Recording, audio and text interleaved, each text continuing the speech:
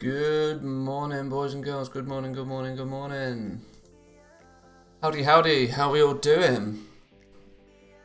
How are we all doing? Everybody got their coffees at the ready? Because I certainly have. And oh boy, do I need it. Oh, okay, so what have we missed? What's happened? We got to do some catching up. We got to do some catching up indeed. Howdy, howdy. So, over the weekend, big topic of conversation for today. I'm sure it will come up a few times. Relics of the past. They're getting a little bit out of hand.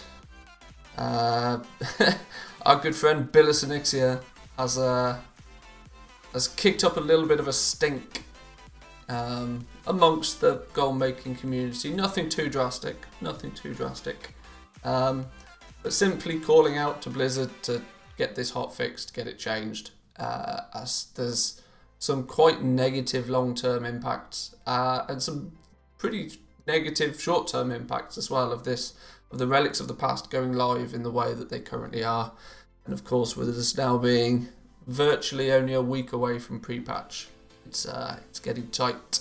It's getting pretty close. But what do I mean?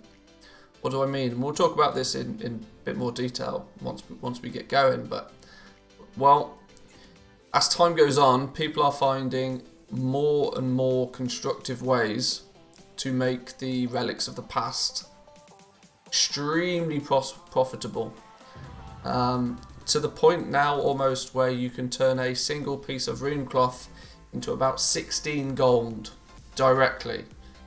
So you imagine that as being able to just go to a low level mob, kill it, get a piece of rune cloth, and that piece of rune cloth is not instantly, obviously you've got to do a bit of shuffling and a little bit of something in between, but share a little bit of your time with that piece of rune cloth before taking it to a vendor, and you can ultimately turn it into 16 gold.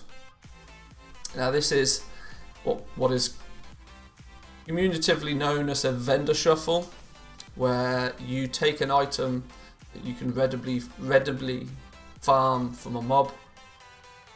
You can take that item, you can convert it in a few different ways, but then ultimately sell it to a vendor. And the reason why it's a little bit dangerous to the economy in the game as a whole is quite simple. It's like printing new money. It makes all of the existing money worth less because you're printing more money. And there has to be this balance in MMO games. And some MMO games have done this fantastically well, like Eve, for example. And some games have done this drastically bad, and it's been not the death of the game, but it's meant that the main currency in the game becomes ultimately worth.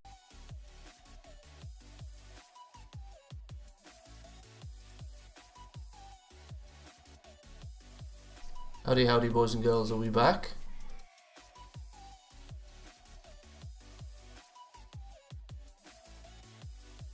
Are we back? Let's test this.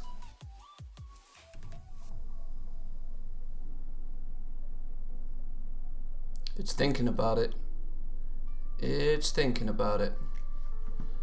Can we go back here? Hang on, let's load up this. Are we back? We good? Are we good? Can hear me, can't see me. Can hear you, thought it was on my end. There we go, we're good. Minor little F there. OBS decided to, it was really weird. My internet, no problem. For some reason, OBS decided it's just not gonna send anything to YouTube. Huh, interesting one. Let's hope we can avoid that going again. The issue now is that I have no idea what I was talking about or where I even got to. I was talking about the relics, but I have no idea what I'd already said. Boom, we're back. Let's just do something simple and easy before we get into any big topics, because we can't start a discussion or a conversation if things are going to go crazy on us. So let's just keep it calm for a minute. Mudflation rant. Oh, I see. I started Monday morning with a rant. That's how it goes. Okay. Well, good news is we're now up to in 24 hours we'll have our Queen's Conservatory fully back up and running. Anyway, Okay, well, yeah, money sink. So in simple terms, I'll do a quick TLDR, and we'll get back to this in a little bit, because I think it's a conversation that will be more effective once there's a bunch of us here. One rune cloth equaling 15 gold was the last thing I got. Yeah, it's people are becoming way more constructive with how they go about this vendor shuffle. If you can take a single piece of rune cloth and turn it into, at first, brown linen pants were the GG, they were the go-to, and brown linen pants has the facility to, in essence, turn 5 pieces of rune cloth and 4 pieces of linen cloth into about 50 gold. So it made a price of around 5 gold for the rune cloth. There are now ways where you basically buy a basic wand from a monk dude. I don't know the full ins and outs, but you buy a basic ass wand from a monk dude. You disenchant that wand, that gives you some DE materials, and then you craft a new wand or something, and then relic it, and then it's basically 80 gold. But it's in simple terms, it means that you spend like 1 gold to get your disenchanting materials, and then you add that to 5 pieces of rune cloth, and then you've got 80 gold. So it's inflating the value of that single piece of rune cloth massively, and it's not good news for the economy in general. It's really not good news. Blizzard lets multi-boxers do 2x4 trade TSL farms that print gold. AD leather farms print gold. Relics no different. See, this is the thing. This is why I think we need a bit of a discussion on it, because at face value a lot of those things make perfect sense. But there's a flip side to each of that, and the main difference is the Tide Spray linen farm was not super profitable, even when you start multi-boxing it. By multi-boxing it, that is how people scaled it. If they did it on 1 character, they couldn't do it solo on 1 character effectively, but by the time you did it on 4 characters, or you did it on 8 characters, all of a sudden it becomes really effective. But the process is not printing so much new gold, because the Tide Spray linen farm, for the most part, relied on you selling that Tide Spray linen to somebody else. So there was transactions going on, and that was adding to the economy rather than just inflating it. When you get to the point of Tide Spray linen pants, just crafting those and then selling them, well, Tide Spray linen pants for starters had vendor reagents, albeit a small amount, but they did have vendor reagents. You were printing less than 2 gold for every piece of Tide Spray linen you acquired. So the impact that has on the economy is considerably less than if you were printing 16 gold, 8 times that value for each piece of cloth. This is where the issue is going to come.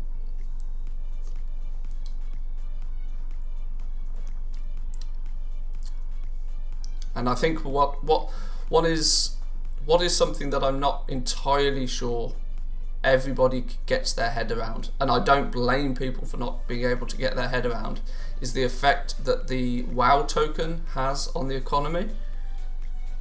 Because there's this common argument that the WoW token neither creates gold nor does it take gold out of the game. It's just a transaction of gold that's already there.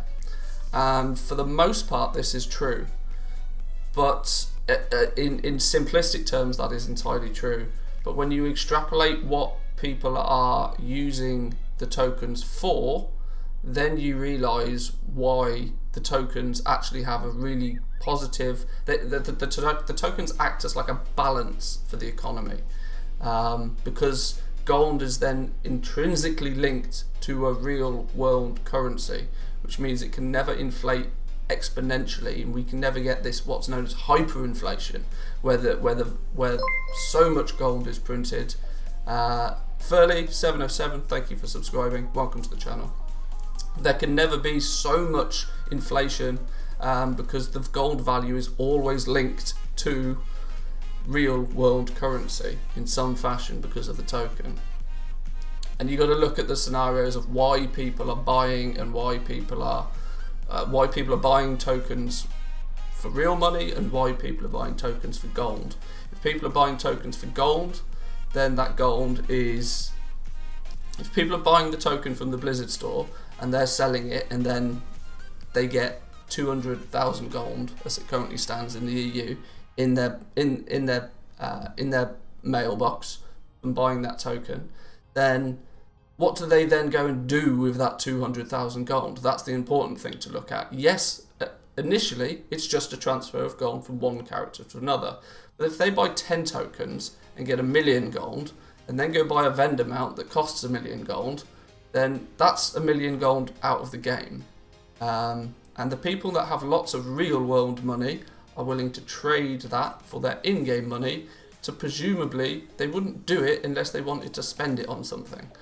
And only occasionally is that something giving that gold then back to another player. A lot of the time that gold is going to go to, like, the long boy, for example. I imagine there's a lot of people that currently are going to get to about 4 million gold, 4.5 million gold, realise they're not going to get their long boy unless they put their hand in their back pocket, pull out their credit card and buy some tokens. Now, every single token that is then bought for that manner is going to take gold from somebody else. It's going to give it to the person that spent the real world money, and they're then going to give it to a vendor which deletes that gold out the game completely. Boosts are probably a huge reason why people buy tokens. This is another thing. Yes, the fact that Blizzard double dips. Blizzard gives you the ability to spend the gold that you have to create Battle.net. You buy the token which you can then convert into Battle.net currency, which means you can convert it almost into real world currency, but the only way to spend that is then to delete it again. So this gold, that people put a lot of emphasis on multi-boxes. Now, of course, if a multi-boxer multi-boxes and they don't do anything with the gold, that is arguably creating inflation.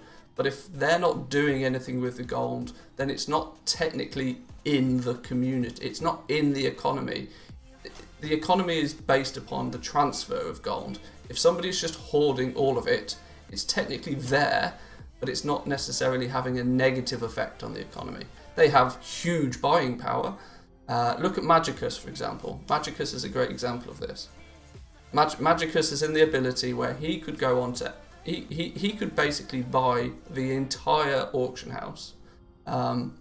Blizzard does put some monopolization rules in place so that if he did that, he'd get banned. But the point is that he has enough gold to simply buy out an entire auction house. No issues, no problem whatsoever. Because he has that substantial amount of buying power. But ultimately, if all he's doing with his gold is giving it to people, and then those people go and buy long boys, the gold isn't affecting the economy in any way, shape or form, because it's just being deleted. 5 million gold at a time. This is why Blizzard needs to keep an eye on gold sinks. But the relic shuffler who doesn't spend the gold has no inflation impact, just like your multi-boxer. True, but why would they do it if they didn't want the gold? It's an active gold making system, and the fact that it's going to be easily the most optimal way to make gold in pre-patch, easily. And people's mindset about making gold acts a lot like it's a trickle-down effect. Like water, for example. If you drop water down a hill, it will find the shortest and the easiest route to get to the bottom. And gold making is very similar to that. That's why if you go onto YouTube and you search how to make gold on YouTube, the videos that end up with the most views are usually the ones that say 100,000 gold in 3 minutes, because people want the quickest way to make the most gold. Same answer as your multi-boxer. They would not earn the gold if they were not planning to spend it. But they're their use for it is usually, the reason people multi-box is usually to get a lot of gold quickly to then spend it on something big. The Longboy is an absolute prime example to this. The Longboy is literally bait for multi-boxers. Obviously once they've got it, great. But the difference is they are still only producing gold at a considerably lower number. They can only turn a single item into... A multi-boxer realistically right now, if they were to farm everything and vendor everything, is realistically making, I'd say probably no more than 5,000 gold per character in an hour. I know that for a fact because I am a multi-boxer. I multi-box not so much for the farming purposes, I just enjoy running around having 8 characters, it's good fun. At 5,000 gold an hour, that is a manageable level of inflation because there is a hard cap limit. That hard cap limit is there is only 24 hours in a day, and if they're doing it 24 hours in a day, they're likely botting and they'll get banned. The point is even if you did it for 10 hours a day, if you're only making 5k per character, that's only 50k gold. Now, of course, when you multiply that by 8 accounts, that's one physical person, but that person is also paying for 8 accounts. And the likelihood is that if you multi-box, you're going to be paying for your accounts with tokens, another way that it's all balancing out. Multi-boxes really are not the issue. But they get a lot of negative press just because at face value it looks like they sit there all day printing gold. It makes no sense to grind gold unless you can do it 200k per hour, as it's directly linked to your time and your money. This is it. Value comes into it in a lot of cases. This is ultimately why the token price is significantly different in the NA as it is in the EU. Because people's value on their real life currency is different. Do I think I will fix the wand issue in time for pre-patch rip Longboy by then though? I hope they fix it. I hope they fix it. And as you guys know, and you've seen it myself, I'm not heavily invested in Runecloth or any of the materials, but I've got enough materials that it's going to be a bit of a pain in the ass to then try and do something else with them. You said that BilisOnyxia contacted the devs about the issue, can't seem to find it. It was mainly the fact he's posted on the forum and he claims he spoke to a dev about it and they said that they will pass the issue on. Because it's at a point where multi-boxers and people that go out and they 2x4 farm, they can print gold, but it's at a relatively low rate. The issue is that when you can start getting 16 gold per item that drops, you are literally going to be able to make in the region of 30 to 40,000 gold per character, per account, which is going to have a dramatic impact on the economy in general. Let me get this straight though, it's not an impact that couldn't be dealt with by Blizzard in-game without nerfing the relic thing. The issue is they would also then have to implement additional golem sinks in the game to balance it again. The problem then becomes is that new players to the game who don't have a large amount of gold to start with are at a significant disadvantage and can even more so never catch up to the rich boys. A multi-boxer kind of ruined my Sunday this week, came and forcefully took my farming spot. Yeah, unfortunately not everybody is quite as ethical with it. Most multi-boxers will have characters on different shards so that they can find their own private shard, usually. It's the nice thing for a multi-boxer to do, but unfortunately it's not always the case.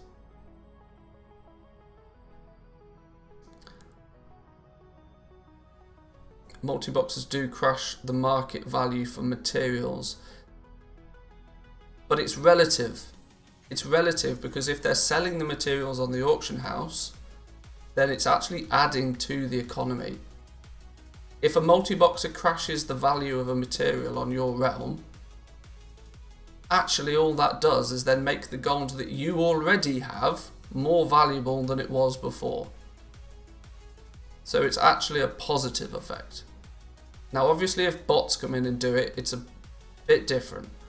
But crashing the price of a material is actually only good for the economy long term. It's annoying if you're also trying to sell that material, yes. But it's not a negative impact on the economy as a whole. This is the difficulty with economics worldwide generally, but more so the fact that economics in the real world can be sort of, there are rules and rules can be broken. The issue is within the game the rules are solid. The rules are the rules. There's no way, unless you're actively cheating, of which then you'll get banned. There's no way to break those hard and fast rules that are in the game.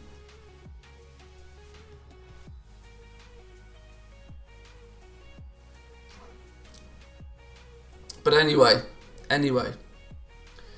be all and end all of it is that it's now at a point where the relic people have found methods using this Relic of the Past shuffle to virtually print about 40,000 gold an hour is the guesstimate, which means that when you start doing that, if you do 40,000 gold an hour and you do that for 10 hours a day and you've got 4 accounts available to you, you are printing millions of gold into the economy at a much faster rate than it was previously possible.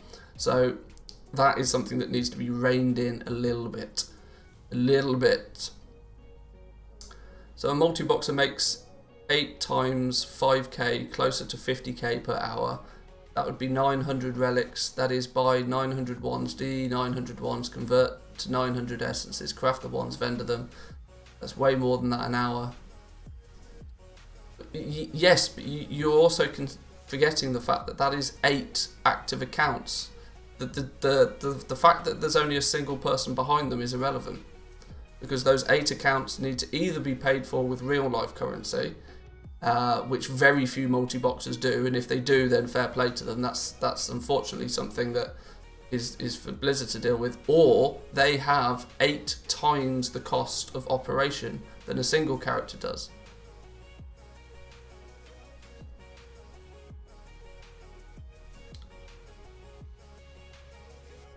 A tiny little bit of inflation is manageable. The issue is when it becomes skewed very quickly. I mean, we've seen it for the you go back to, like, look at just 2 expansions ago, Legion. Look at the price of the trading card game mounts in Legion. Yes, trading card game was going out, so the value of those is going up slightly, but they're exponentially more expensive now than what they were just 2 expansions ago. I was lucky, unloaded some of my stock last night for a great profit, and rebuilt my position in 1 hour in case the shuffle does go live. This way I've made profits either way. Yeah. My simple recommendation for people out there is there is a good chance that, considering the potential vendor shuffle that's now available, now that people have found this method of getting the wands, now there's many links in that chain. I wish I could find somebody posted a nice diagram of exactly how this thing works, and there's lots of links in the chain, and arguably Blizzard would only need to break one of the links in that chain to stop that specific method from happening. I can't remember who. Lord Ruin might have a link for me. He's very good at this sort of stuff. There was a diagram of exactly what this wand shuffle was, and to be able to display it on screen would really help explain it in more detail, I feel. Let me see if I can find it. Somebody posted it on Twitter.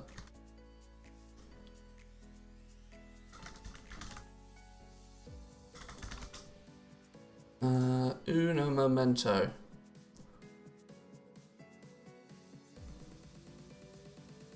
No, typical fashion, I'm not going to be able to find it at quick speed.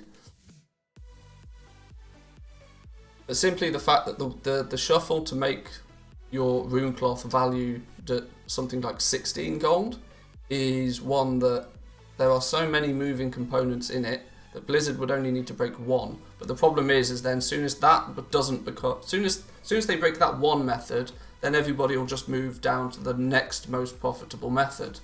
And so ultimately, the change needs to not be like, some people have said, well, just reduce the vendor price of brown linen pants, or reduce the vendor price of the scaled up wand. But then, like I said, somebody will just move to the next thing. I'll find it and link it. Great job, thank you.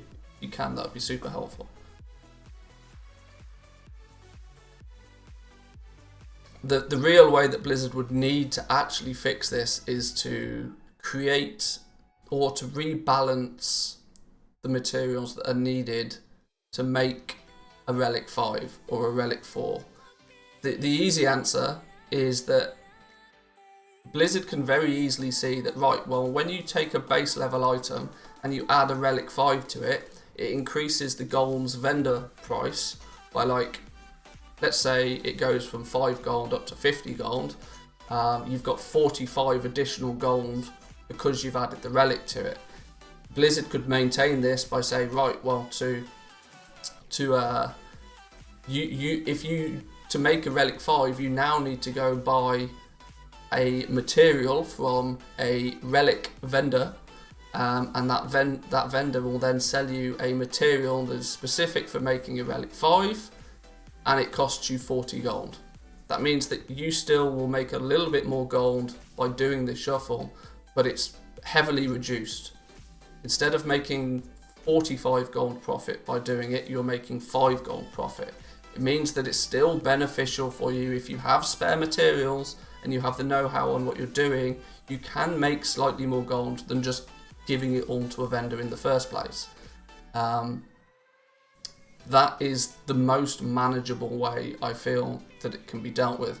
The problem is for every single expansion, Relic of the 5, there is, I think the system is not great in the first place. The fact that if you load up a profession, I'm not on the right profession right now, am I? But you've got relics of the past for every single expansion that's gone past. It's already too much.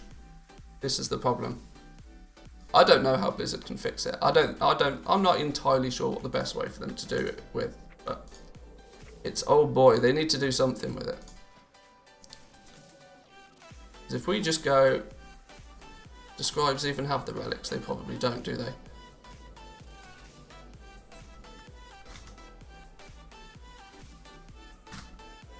I bet alchemists don't even have the relics. Oh, sure. Great example, Louis. Well done. Excellent job.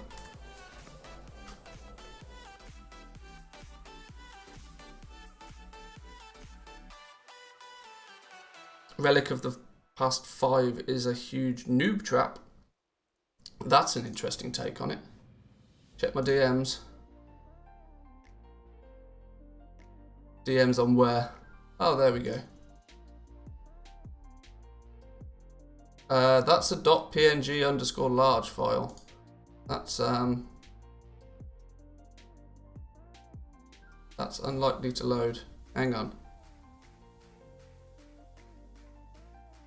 Hang on. Uno momento.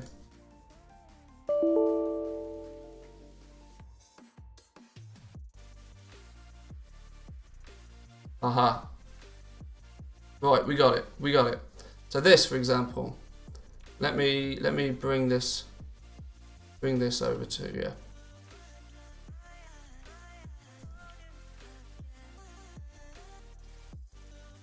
Let's just open this up quickly.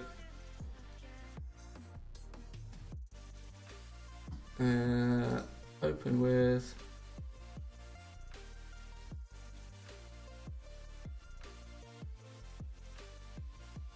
right, so this is what we're talking about, okay? So this is your Monk Staff Lesser Magic Wand Shuffle. This is going to be able to produce some mental level of gold with the Relic of the 5. So, you have a level 20 monk, okay? You train him with engineering. And then you go to your Zen pilgrimage at Kung Lai. And there's a staff vendor. That dude will sell you a novice staff for only 1 gold, 74, which is remarkably cheap for an item that you can then disenchant, and by disenchanting it, you gain greater magic essences, which converts to, this actually is wrong. It says here, it says on average to 5 lesser magic essences. It actually works out closer to 7.5. But then, in essence, what you do is you take your relic of the past 5, made by any one of said materials, and then throw that on a basic wand, which will then vendor for 81 gold. It's a bit ridiculous. Now, of course, the solution to this is pretty simple. You just chop off one of these chain links somewhere. Either make this staff cost considerably more, or make it so that it can't be disenchanted. There's a whole bunch of different ways that you could break this. But the problem is if you break this method, people will just move to the next most profitable method. Train enchanting. Did I say something else? I meant if I said something else, I meant enchanting. I'm still waiting for this coffee to work, you know. This is the logical bit. To cut this, if they cut this bit out, that's the most logical thing for them to do. Because there's no reason that you should be able to buy a staff from a vendor for only 1 gold and then disenchant it. That's never been the case with items in the game. Virtually everything that you buy directly from a vendor, rarely has it ever been able to be disenchanted. You can vendor it, but often it says cannot be disenchanted. That's the kind of the default rule that Blizzard's always kept to. If they delete this one, if that goes away, then people are going to have to try and source their greater magic essences from another means, and that other means will probably be by crafting items first, which is going to add considerably more materials into the shuffle. Now, yesterday when I saw this all popping off on Discord, there was a few people, namely Bilis to be fair, that was choosing to not advertise this. And I'm, unfortunately, maybe for Bilis, I'm willing to go the opposite way. I would rather as many people know about this, because the more people that know about this, the greater chance there is that Blizzard will do something about it. I have 30,000 greater magic essences for this, and there we go. That's crazy. People are just standing at that vendor, making a macro, just buy, disenchant, buy, disenchant, buy, disenchant. It's crazy.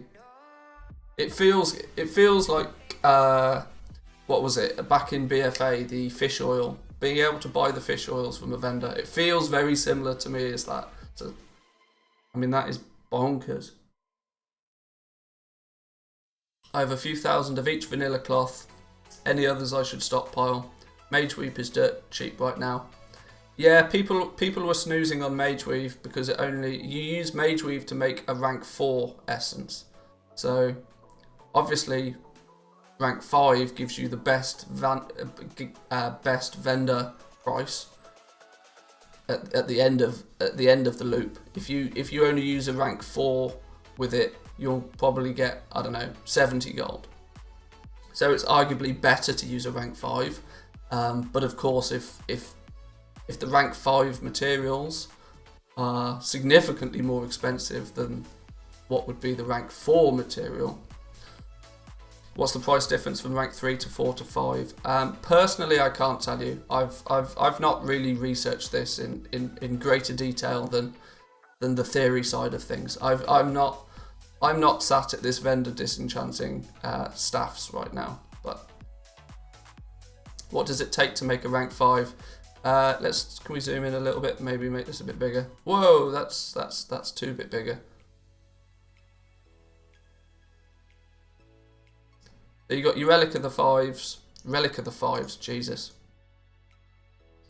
I don't know how to use paint.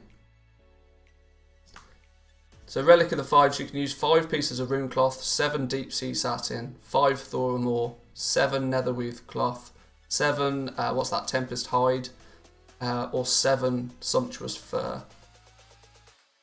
These are the materials that are required, or arguably these are the most common materials used. Is it maybe all of them? Is that maybe all of the options? I don't know, I'm not sure. But in fundamental terms, it gives people the ability to create way too much gold way too quickly, which long term I think is dangerous.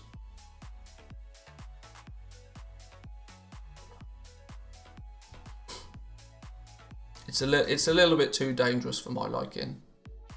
That's not to say, I mean, at the end of the day, play the game. If you're able to get some of these materials cheaply now, go for it. Why not? If Blizzard nerfs it, you've probably not lost a lot. The thing is there's almost no risk involved with this. That's the other problem with it. A lot of the times when there's something that is potentially game breaking, I mean, the jury is still out to whether this is game breaking or not, but usually if there's something like a game breaking mechanic where people can take advantage of it really quickly, there's usually significantly more risk involved. With this, there's virtually no risk. It's so easy to farm these materials, plus even if you go to the extent of buying these materials off the auction house, you're realistically not paying more than 1 to 2 gold for each item. Now, unless you invest all of your gold, it's not really much of an issue, because even if this gets completely nerfed, if they completely can the vendor prices of anything, or they could even go as far as to say, if you add a relic to it, then you can't vendor it, or it vendors for nothing.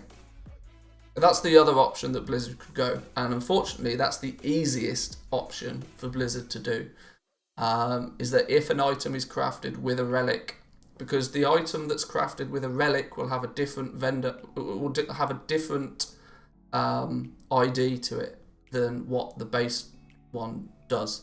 So if it has that specific item ID that is referring to the fact that it was created using a relic, then it can just basically delete the vendor price.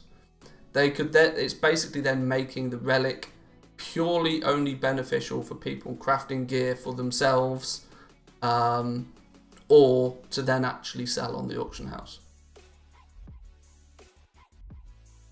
Relics are BOE. Yes, that's another thing that's interesting. The relics are completely tradable. You can mail them to your other characters. You can sell them on the auction house. The relics themselves, I mean, there'll be good money to be made in just buying and selling the relics in the first place. If you don't want to do the effort of going into it, and you don't want to do the shuffle yourself, you don't want to get the monk, you don't want to go and do all the disenchanting, you can just buy and sell the relics on the auction house. Personal opinion, do you reckon it will go live? With everything that Blizzard has on their plate right now, yes. My personal opinion is that it will go live. So, should you wish, take advantage of it as much as you can. You're not doing anything that's game breaking. There's zero chance of being banned for abusing this, because it's literally, there is nothing, there's no bugs in any of this. The closest thing to a bug is the fact that the novice staff can be disenchanted. Because most of the time, if you buy an item from a vendor, you can't disenchant it.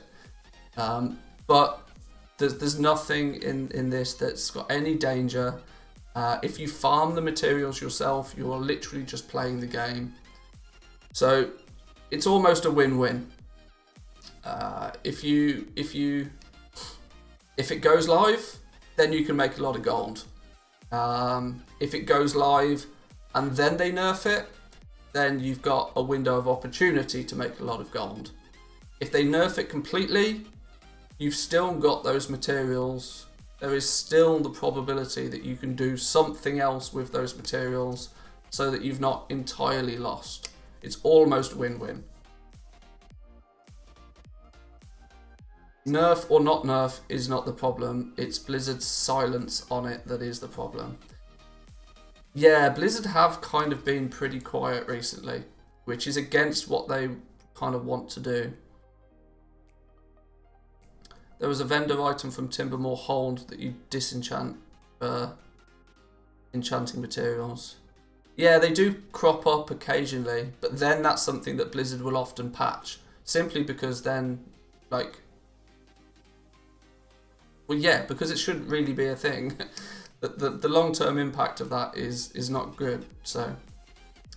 Cool, time to print some gold from selling materials to people that want to make 1 to 2 gold profit off it. Well, that's it. That's been my approach to the relic thing all along.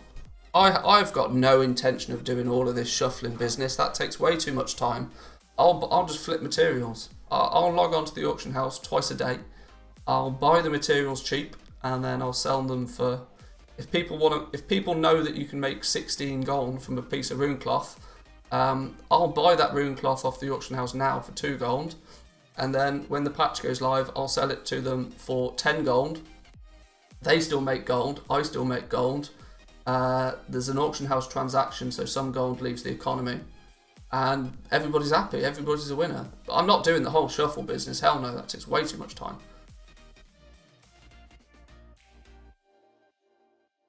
That doesn't mean I won't make a lot of gold off it, for sure. Sure. But okay, I think we've covered this topic almost to death now. I don't want this to get too much. I don't want this to feel too much like a rant. But I feel it was such a big topic that came up over the weekend, I felt it'd be silly not to at least cover it in some detail today.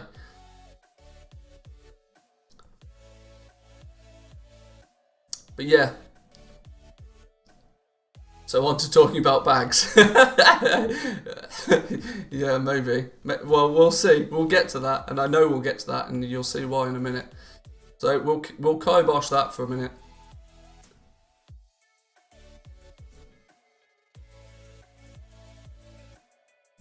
For reference, if you guys, I will. Where's? Hang on. Hang on, professional streamer mode activated. Where's all my tabs gone? There we go. Excellent. Why is this gone so big? We don't need the ads on the side. Boom, there we go.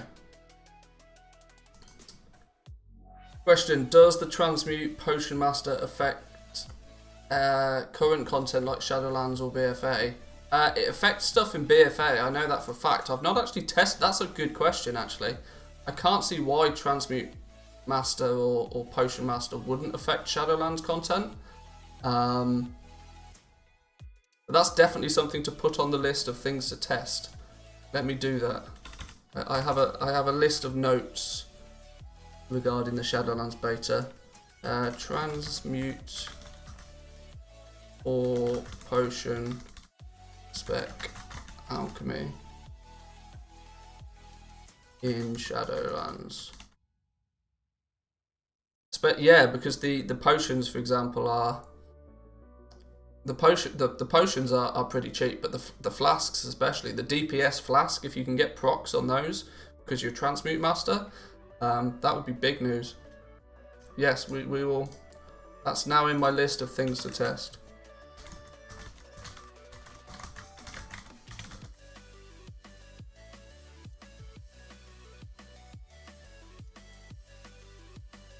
It works only till Mr. Pandaria? Oh, okay. Oh, because of course in BFA you had the tools of the trade, didn't you? So yeah, sorry, that is right, yeah. Now I need another goblin to make into a potion master. People usually have alchemists all over the place, that shouldn't be an issue. But yeah, what I wanted to do is yesterday, due to it being Sunday, we had... Where the hell's it gone? Where the hell's it gone? Where did it go? Hello? Where has the WoW... Is it because... Aha. Aha. There we go. The WowHead Economy Weekly Wrap-Up 145, which has been kind of hidden because it's on the BFA tab rather than the PTR or the beta tab. But sure, let's go over some of the weekly recaps. I think this was done by our good friend Samadan. We should all know Samadan pretty well by now.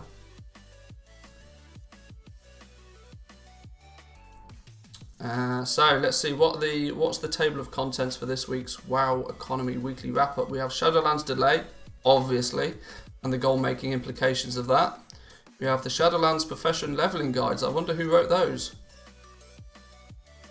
We have the new 32 and 30 slot bags. So we may do a little bit of talking about the bags again. There was the interview with BilisOnyxia. This turned out to be quite an interesting read. Bosses to camp while working. I've not seen this post. And then some other stuff. So let's work our way through this and see what news and information we should definitely be aware of going forward. So the WoW community received some major news this week about the delay of Shadowlands. Of course, we all know this. And more importantly, pre-patch being the 13th. Pre-patch being to 13th. But for us guys, it basically means it's Long Boy Extinction is coming soon. The meteorite is hurtling towards Azeroth, and the Long Boys will be no more as of pre-patch. Nearly forgot to mention I managed to make 110k gold this week. Best week so far, but man, it was tedious. Hey, good effort though, good effort. Every week that you make slightly more gold, the next week you'll make even more gold because you'll know what you're doing and can do it faster. That's the thing the way to look at it. So, what else have we got? So a lot of the raw gold farms will be changing when pre-patch hits. I've said my piece on raw gold farming. So this date gives us a concrete goal to aim for, and also gives us a potentially longer pre-patch in order of making goals before Shadowlands. That is true. We're now in a situation where we were expecting like a 2-week, 3-week pre-patch at best. The likelihood now though is that pre-patch could go on for quite a long time. As there is no way that we won't know of the launch of the game at least a month in advance. So by the time we get to the end of October, which was the actual release date, the likelihood is it's very unlikely for the Shadowlands to go live. Very unlikely for it to go live before December is my opinion. That they wouldn't have gone to the effort to delay the game if they only needed like an extra week or two. They obviously need at least another month to work on the game. So I'd say it's going to be a December release date, and I wouldn't be surprised if it doesn't come out until January. But we'll have to see.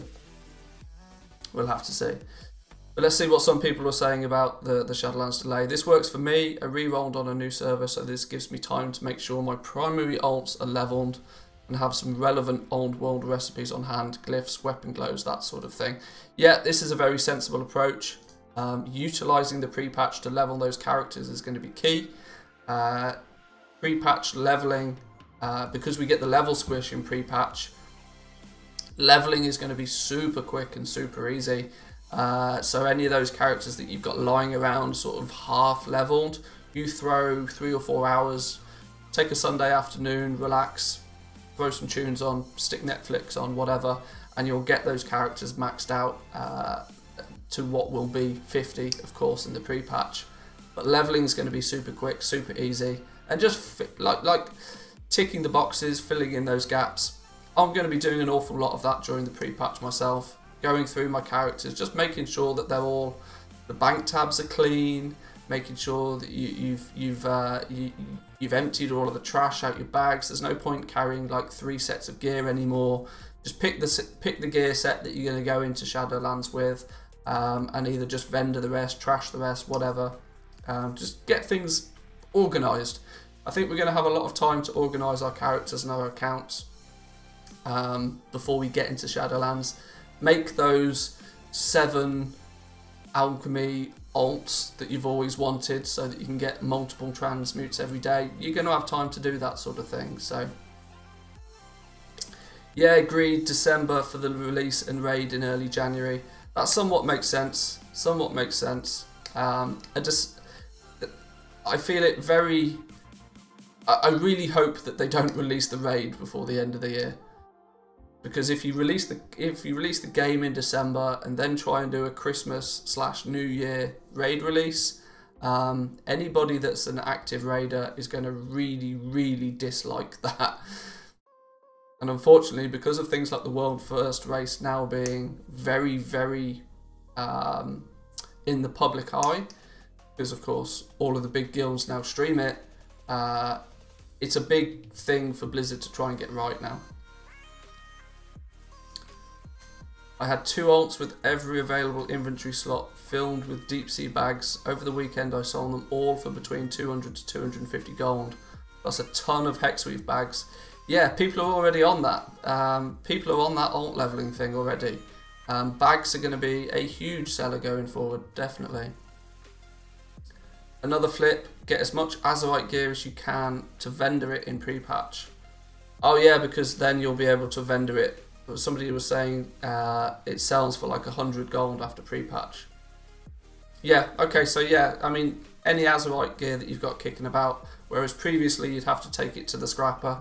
Hold on to that because you'll be able to turn it into actual value. Pretty solid advice there. Pretty solid advice. Let's have a look. Harmonia 1 shared some goal making related tips on what to do before Shadowlands. Oh, okay. So we've literally just talked about some of these. Level those alts. Get those alts up. It's going to be super quick in pre-patch. There's no reason not to have your alts leveled. To give you an example, if you do the Chromie time leveling and you go through Warlords of Draenor, you can arguably get a character to level 50 in between 6 to 8 hours. Whereas currently, to get a character up to 120, you're looking somewhere in the region of 24 hours, unless you really know what you're doing and push hard. I don't understand why people buy Hexweave bags. Yeah, I'm somewhat in that camp. I really don't understand why people buy the Hexweave bags, but they do. If people, hey, this is the thing I love about making gold on the auction house. Like, even if you have no idea why something will sell, there's probably somebody that will buy it. But if they push it back, Castle Nathria will be a face roll because we'll have a few extra weeks of Mythic Plus. That is true, but then they might also, say for example, they don't release if they have a, say 14th of December, I don't know what day that lands on, but if they have a mid-December release and then a mid-January raid release, it means that people get to play the game a little bit more casually because it's the festive season, maybe. Some people will play less over the festive season, some people will play more. Have the festive season, have 4 weeks until the raid releases, and then the raid comes out mid-January. That'll be pretty solid. Not to mention fully upgraded legendaries. That's true, that's true. But I think one of the big reasons to why the expansion has been delayed is the fact that the raid is not ready. If Preach's video is anything to go by, Preach very heavily pushed in his video that the raid is just not ready. Some of the bosses fundamentally don't work, and so yeah, I don't think we need to worry about it being face rolled yet because they've not even got the bosses in the right spot yet. There's so much tuning that needs to happen. So we should max out our old professions and recipes in pre-patch. This is a cool one to do. As the expansion goes on, you usually find there's a huge increase in the profitability of the new professions, but there does come a point in every single expansion, it usually happens around the second patch, where the current level the current expansion professions, there really then only becomes 1 or 2 items from each profession that can continually make you gold, and it's actually then going back, crafting some of the old profession items, getting those crafted transmog items up, which can add quite a lot to your weekly sort of drip feed of gold. So getting those old professions, and of course the rare recipes always are going to be more beneficial. If you have to grind out to get a recipe, the likelihood is that that item is then going to sell for considerably more, simply because not every man and their dog can quickly go and craft it themselves if they have the materials. Vial of the Sands is one of the best examples of this. The Vial of the Sands is such a pain in the ass to get the recipe for in the first place. That is a huge barrier to entry for a lot of people, and hence why there's usually only a handful of people at any given time that are able to even create the Vial of the Sands. So it's always a good seller. Not to mention it's a really cool mount. Anybody that's new to the game, the way that because of the refer a friend system, most of the time somebody is new to World of Warcraft is because somebody they know also plays World of Warcraft, and they get persuaded to come and play as well. And on that basis, the Vial of the Sands mount is super cool to have if you're just starting the game, and you can zoom in and you can pick up your mate and you can fly them around wherever they go. It's a super cool mount, and since it's so difficult to get your hands on the recipe for it, at least, Vial of the Sands is always a big seller. Markets are built around that mount, for example.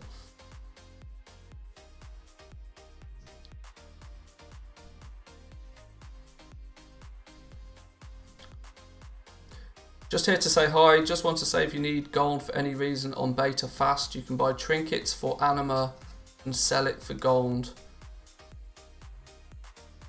If I ever need gold on the beta, I literally just transfer a character over from live with 1 million gold. There's virtually no reason to ever need gold on the beta though, because there's vendors that give you everything. But yes, good point.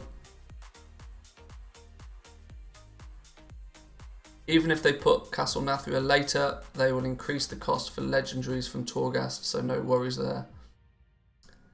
It's going to be interesting to see how many people decide to pick up, because I think most classes have a legendary, at least 1 or 2 legendaries that are sort of suited for Torghast specifically. But the fact that that Soul Ash is going to be so valuable to you initially, because you can only get 100 Soul Ash a week. It's going to be so valuable because it's going to take somebody a month to max out 1 legendary.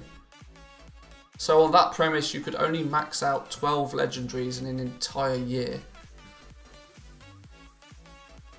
It's going to be interesting. It's going to be a good reason to get those alts up to level 60 fast and start getting them doing their Torghast runs. We obviously know that Blizzard will put some sort of catch-up mechanic in for the Soul Ash eventually, but at least at the beginning, 100 Soul Ash per week, that's your limit. Cosmo, thank you for the sub. Welcome to the channel. Hope you're enjoying. Welcome. But let's get back to. I'm getting distracted by chat too frequently. Third thing, set up your garrisons. This is one I both agree with and disagree with.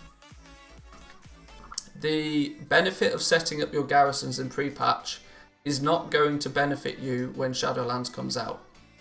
This will only benefit you once the gold making opportunities from Shadowlands dry out. It kind of falls in a similar one as your old professions in getting the rare recipes. It just means that you then won't have to do it at a later date. That's basically all it is. The passive gold that you get from garrisons, and the reason I use inverted commas when I say passive gold from the garrison, is that you are still, it's just like farming, you are still trading your time to get resources with the garrison. The garrison, in my mind, is just another method of farming. You either farm herbs, or you farm ore, or you farm garrisons. And people like Drizzling Rose or Drizzled Rose, I can't remember exactly how she prefers to go by, the reason she's able to make so much gold from the garrisons is because she's literally got it set up on 50 characters and is arguably spending 2-3 hours a day just logging through each and every character to just click a few buttons. So she may make a whole bunch of gold from the garrisons, but ultimately it's still taking her 2 or 3 hours a day. You could spend 2 or 3 hours a day buying and selling on the auction house and make multiple millions of gold without the need to set up 50 characters to do it. So this is more of a thing that, yes, garrisons can still be super valuable. It's that nice trickle for when all of your other gold making methods fail on you. The garrisons is a solid one that will always work. You get 500 garrison resources just by logging in once per week. Worth it? Yeah, of course, because you can turn those garrison resources into materials, and then those materials into items, and those items you can either sell, or those items you can vendor, whatever the case may be.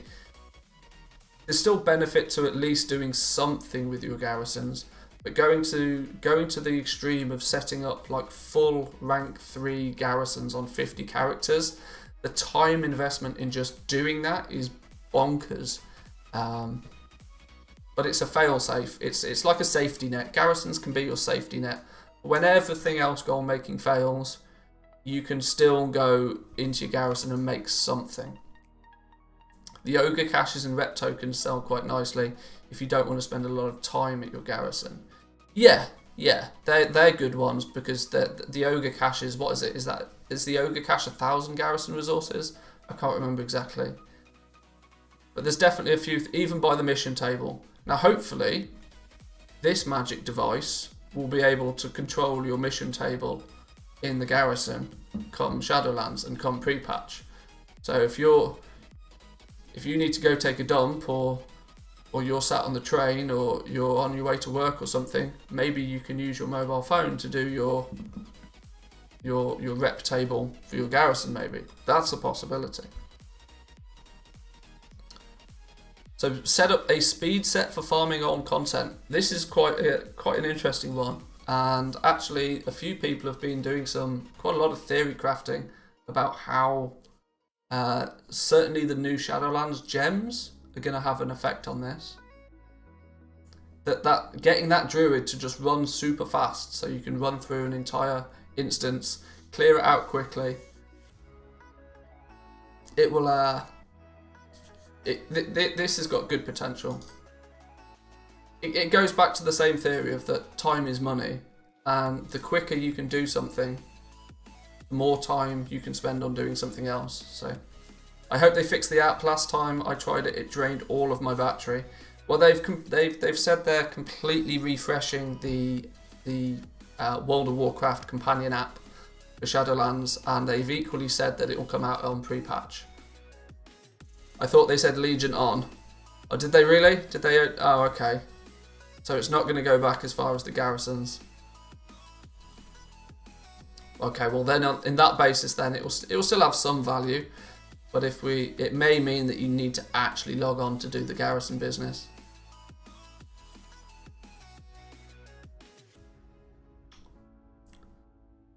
Do the Shadowlands gems have an item level requirement? Usually they do.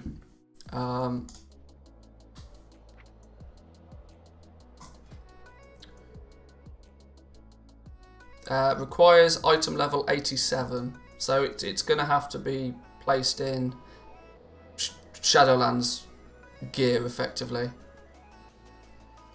The revitalizing one, alternatively, yeah, item level requirement of 87.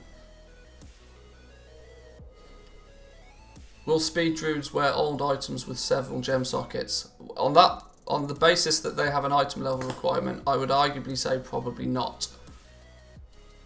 Although, if you use a Relic 5 on an old piece of gear, it will set it to item level 87. So there is actually that possibility. There is that possibility.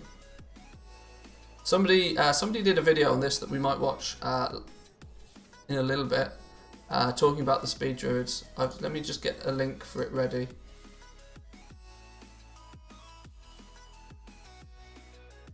Uno momento. What's up, everybody, and welcome back. So Seathrift has done a video. It's quite a long video, so we'll watch this in a little bit. Well, quite long. It's 15 minutes long. But talking about the Speed Druid build. So I'll add that to our list of things to look at. Let's throw this up here. Because yes, Speed Druids are going to be quite quick. And Hunters have the 30% speed buff. Yeah, just 30% flat speed buff for Hunters. I love that trait. That's I always have that equipped on all of my Hunters. Just simply moving 30% faster than everybody else on foot. Especially when it comes to the maw. Oh my god, that's going to be valuable.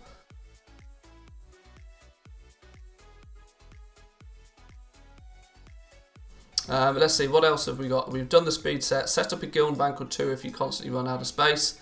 Every goblin should have access to multiple guild banks. Utilize the guild banks mainly for things like transmog items. Things that you're not going to be putting in and taking out too regularly. I tend not to use, or try not to use, my guild banks for things like materials. Because if I need to go and grab a whole bunch of materials quickly, just the speed of taking things in and out of a guild bank really annoys me. How do you set up a guild bank? Well, simply it's just a case of having an alt character in their own guild, and you just buy the additional guild tabs so that you've just got boatloads of space. There's not really so much setup to it as such, but it's just dramatically increasing your account's inventory space can be helpful. But try and use the reagent bank on alts for materials. Use it for what it's designed for, because you can use like TSM warehousing, for example. You can transfer stuff really quickly from your reagent bank or your bank, but transferring large amounts of items in and out of a guild bank is kind of slow and kind of painful sometimes. Use your guild banks mainly for like long-term storage of items. If you've got, say for example, 5 pieces of the same transmog because you've been farming the same spot too much, keep 4 of them in a guild bank and keep 1 up on the auction house, and when that 1 sells you can go back and pick up 1 item from a guild bank. That's not going to be an issue. But if you're trying to flip materials, and you're trying to take 500 materials in and out of a guild bank every day, that's actually going to take quite a long time, because it has to do each item somewhat individually, or at least each stack individually. Learn how to use TSM. Well, this is basically Goblin 101, isn't it really? Let's be honest. Goblin 101 is learn how to use TSM. I love this. If you're not already using TSM, you're doing yourself a disservice. That's so true. It's so true. The guys at TSM have done a really good job recently of making the interface more user-friendly. And the fact that you can pick up people's TSM profiles kind of quickly, kind of easily. I see a lot of people hiding their TSM profile behind like Patreon or something like that. So it's up to you whether you follow those people religiously enough to wish to contribute to their Patreon for their TSM profiles. But a word of warning: if you use somebody else's TSM profile, be prepared to make changes to it. It's not as simple as just copy someone else's profile and it'll work straight away. Mainly because the people that offer their full profiles are likely going to have some real weird and wonderful operations set for some of the groups. So just be aware of that. Just make sure that you always know what's going on if you copy somebody else's profile.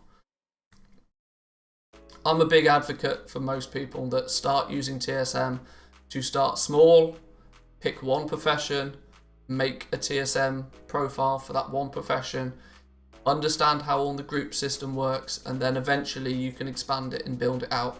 Start small and just work with it in chunks. There's a bunch of guides.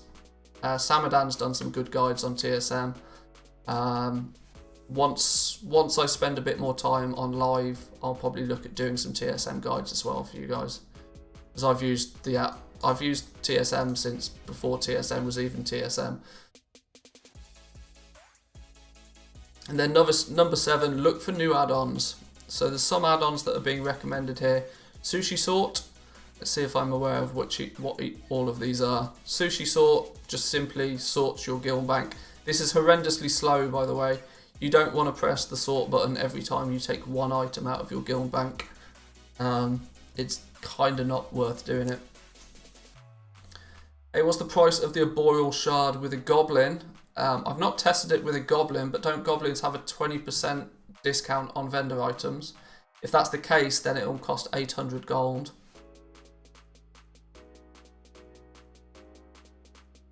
That's the default. The default price of an Arboreal Shard is 1,000 gold, but reputation discount does apply. And I believe the Goblin racial right is that they get the maximum discount straight away for being a Goblin. I think. Somebody will correct me if I'm wrong. The default price is 1,000 gold. So whatever the percentage discount is, then quick maths, you know. Bagnon combines all of your bags into one, but then it doesn't work with Sushi Sort. Bagnon is kind of cool to have. I tend not to use any bag add-ons. When you're in the game, you can quite simply. One thing I tend to do is I just right click on the bag, or click on the bag settings and just I set like one bag specifically for trade goods, one bag for equipment, one bag for consumables, and then the rest of it just filters in. And then I'm just managing my basic backpack and one bag. Obviously, if you need extra space, you can untoggle these, but I rarely see much need for a bag add-on. Damn, someone is unloading Runecloth for 1.8 gold. Buy it. Just buy it. Buy it all up. Just genuinely just buy all of it. If it's less than 2 gold, it's such a little investment. Unless somebody's selling 100,000 of it, it's really not a huge investment. You'll be able to use that Runecloth for something else. It's really not going to be the end of the world.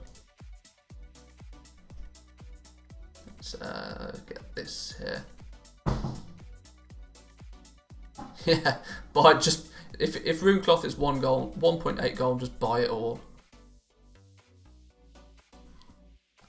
So what the next one? All the Things are one of my favourite add-ons.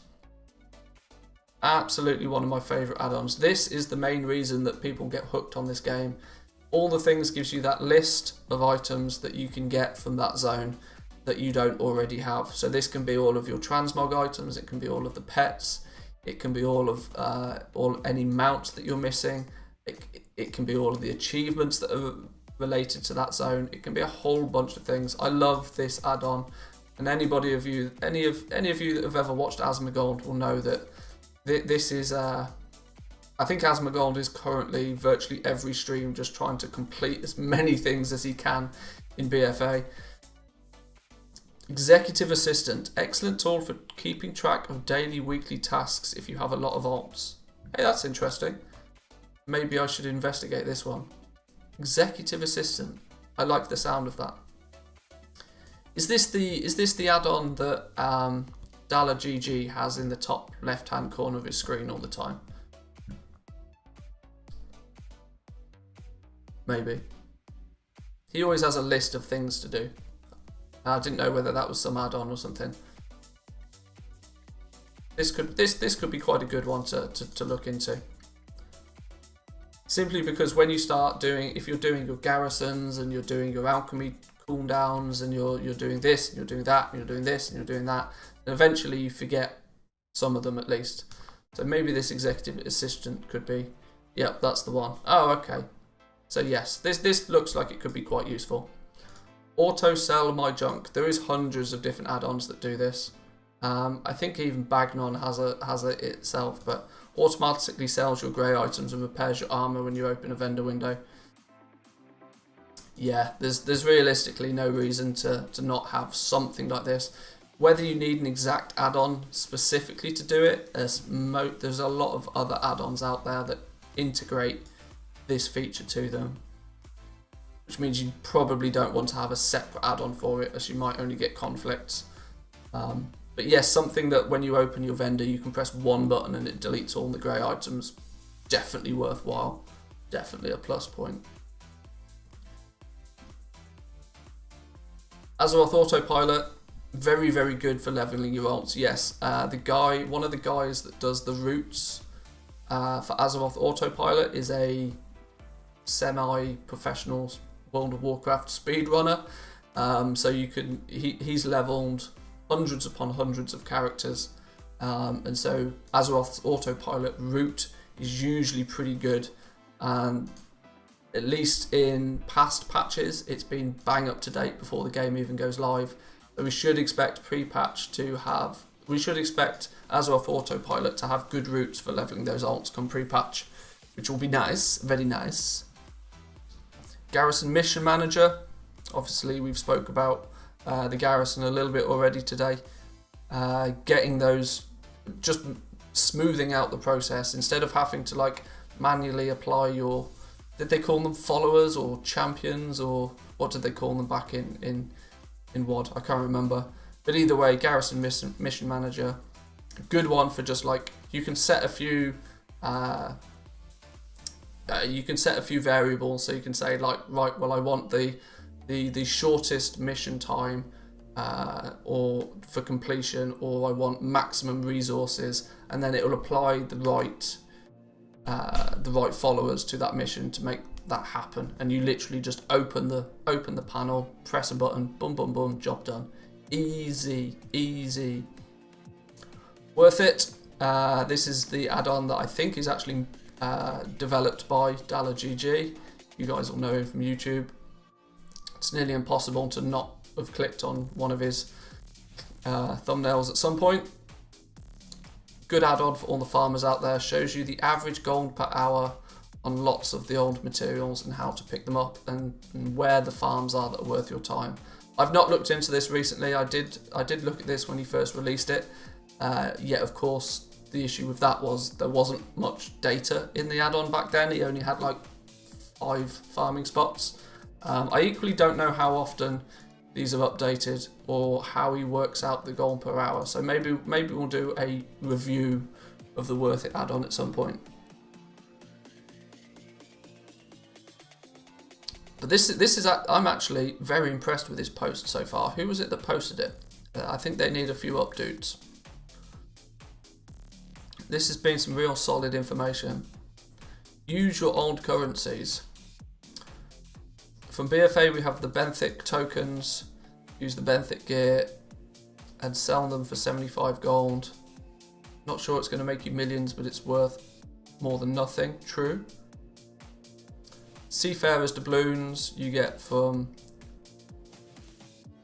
you get the Seafarers doubloons from the islands, don't you? And the 7th Legion service medals. Yeah, going through all of the this is one that I don't think I totally agree with, and I'll explain why. Currently, if you are to basically cash out the Benthic, use your Benthic stuff, sure, but like Seafarers doubloons and the 7th Legion service medals, the fact that you can use those to buy pets, mounts, that sort of thing, the value of those pets right now is going to be absolutely rock bottom. Absolutely rock bottom. You save these currencies 6 months down the line, the pets that you can buy with the Seafarers doubloons, if you like island expedition pets, will only increase in price because nobody will be running islands anymore. The auction house is flooded with pets from the islands right now because everybody's been running islands all expansion. But give it 6 months, give it 12 months, give it 18 months, those pets are then going to have dramatically increased in value, simply because there won't be as many people farming out their Seafarers doubloons. So actually burning through all of your old currencies now is maybe not necessarily the best option. Actually saving some. Sometimes you'll log on to an alt that you've not played for 2 years, look in their currency tab, and you could, and literally the old currency that was worth nothing when it was like current currencies is now worth like boatloads to you. So actually saving some of your own currencies is probably what I would suggest doing, if I'm brutally honest. If you're literally just trying to cash out because you want to get your long boy ASAP, then yeah, burn through your own currencies, do everything you can to get that 5 million gold for your long boy. But otherwise, I would actually save your own currencies. Read beta reports from Shadowlands. Getting to know the professions are going to look like is the best way to get ready. There are also several YouTubers that cover this content. Me. One thing I have noted is on. I don't want to make. I'm not going to call out anybody specifically because that's not fair. But there's a lot of people posting information in places like the WoW Economy subreddit right now. People are posting information and guides on Shadowlands when they don't have access to Shadowlands, and all of the information they're taking it from publicly available resources like WowHead. The problem with that is I don't knock people's effort, and anybody that tries to offer some help and advice to the community, big thumbs up to you. But all I'll say is that WowHead is seriously out of date in so many areas right now because things are changing all the time in Shadowlands. There was a big post the other day talking about the optional reagents, saying how the optional reagent system is going to be massive in Shadowlands. There's loads of cool things you can do with it. And unfortunately, I had to point out that virtually all of it has been gutted. Basically, relics of the past, crafters' marks, and the scribes' missives are the only things that appear to be making it into Shadowlands. The rest of the stuff is being gutted, which is a bit of a shame. But if you go through WowHead, it just looks like these are new patterns for Shadowlands. You've got no reason to believe otherwise. But yes, just be careful using WowHead. WowHead it's at a point where it's struggling to keep up with the amount of changes. Even if you go onto this is the scary thing, right? If you go onto a really, really hot topic in Shadowlands, if you go to legendaries, the information they have on legendaries is disgustingly out of date, like crazy level out of date. There are some aspects of it, like crafting legendary gear. Yes, you need your base item. Yes, you need your stat scrolls. Yes, you need the soul power. But if you start reading these sort of things, where is it? The base level, the item level of base items is set when it's created using crafters' marks. No, that is just not true. Just absolutely not true. Yes, it was true in the alpha. It's not true anymore. There's a lot of things like this, and this is obviously a page that is going to get lots and lots of hits every single day. So just be really, really careful when using WowHead for as your sole source of information. So yeah, see, this is now out of date. Each base item has 4 ranks that start out at rank 1. 10 crafts will unlock rank 2. That is true.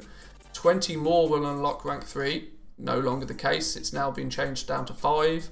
And a further 20 will unlock rank 4. Not the case. It's now only 5. So yeah, like you've got to be careful using WowHead as a resource.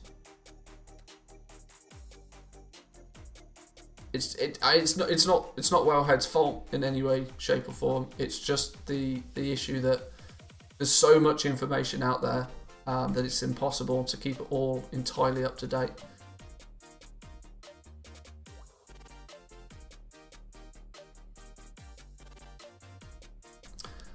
So let's see what else have we got. Beta reports from Shadowlands. Yes, try out new things and have fun. If you only do one method of goal making, maybe give other ones a try. Who knows, maybe you'll discover something you really like. Yeah, solid advice. Diversify. You'll often see somebody say something along the lines of, "Oh, somebody's undercutting me all the time on this one item in the auction house. How do I deal with it?" Well, the easy way to deal with it is wait for them to sell all their items super cheap, or buy them out, or go do something else. Quite simply, if you're only in one market, you're at a great risk. If you're in 5 different markets, you can have 4 of them fail on you, and you'll still have that one that's making you gold. So yeah, diversification is a big thing to do. Clear out your banks and bags with junk. We've spoke about this earlier with the whole guild bank system. Make expulsum. This is actually not a bad idea, you know. Although the cost of making expulsum has a chance of going down, simply because currently Thusday linen has that sort of floor price of 2 gold. With the change to the price of Thusday linen pants, that floor price is going to reduce, meaning once we go into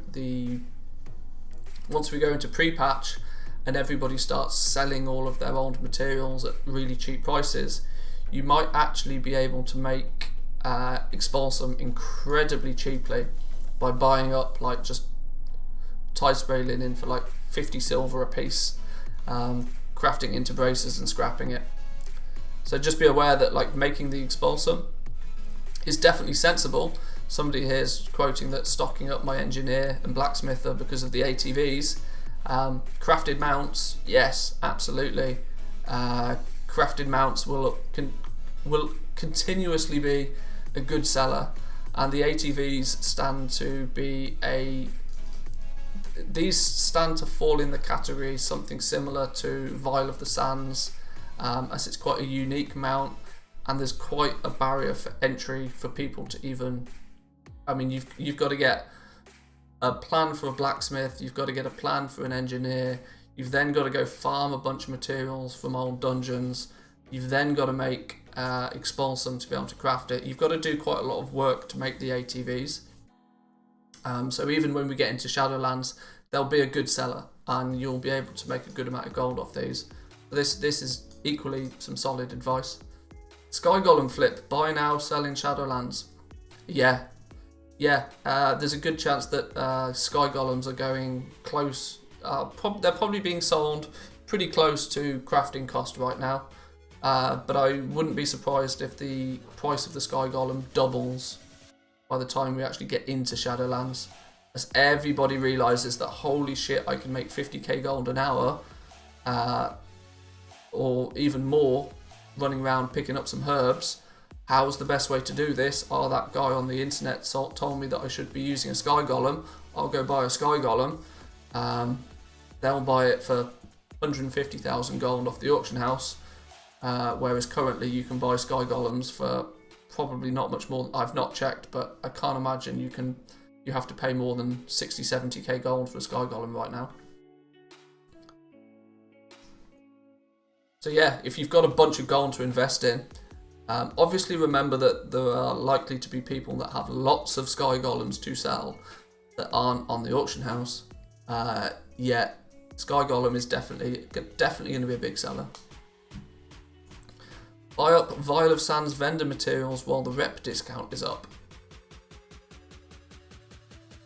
I don't think the vendor mats have reputation discount on them. I'm not sure if this is true. I'm not sure if this one is true. But the theory behind it still stands. That whilst you've got a 20% discount on vendor mats, buy up stuff that does have the reputation bonus applied. I'm not sure if the vendor mats for the Vial of the Sands actually are affected by rep discount.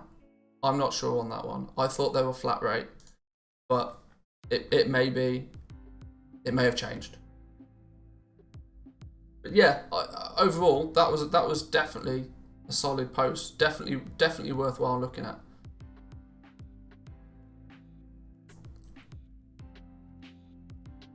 Saving some of the living steel to craft at launch. Yeah. They were flat rate, but they changed. Ooh.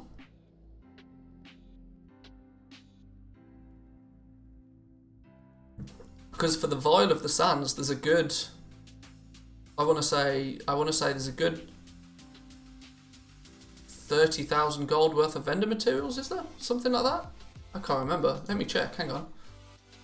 Hang about. I have a spreadsheet that I use for all of the crafted mounts. Question is, where is it?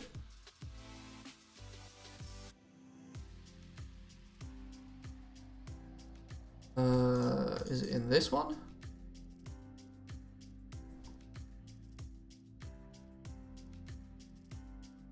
Where's my crafted mounts? Crafted mounts. So yeah, just to show you guys, there's another spreadsheet that I use that has all of the crafted mounts, the different professions in, whether I know them on certain characters. It's just a cheat sheet for me of the materials that are needed. So we've got the Panthers, which have the Orb of Mystery. Is the Orb of Mystery also affected by this? Because if an Orb of Mystery is 20k flat value, but you can get 20% discount on that, that's like a nice 4k discount instantly.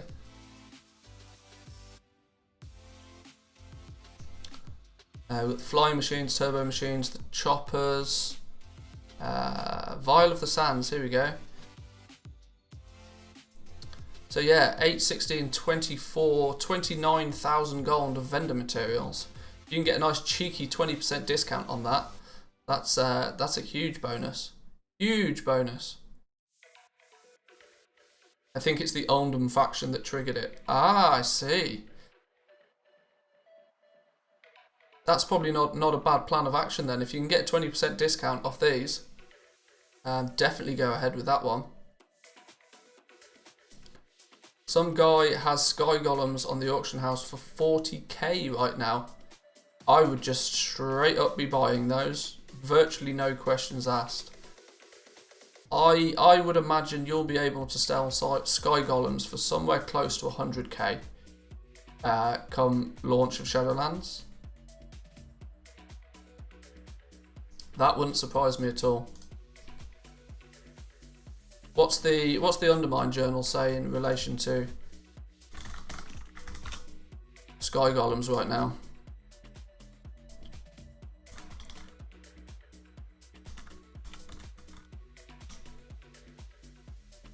What? Hang on.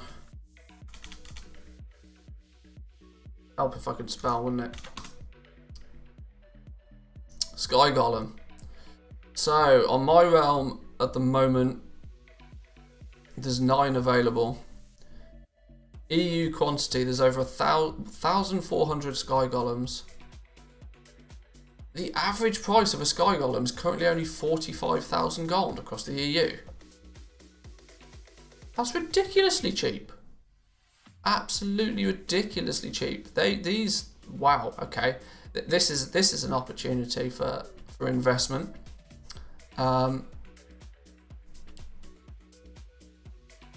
How much historical data can we get from the Undermine Journal?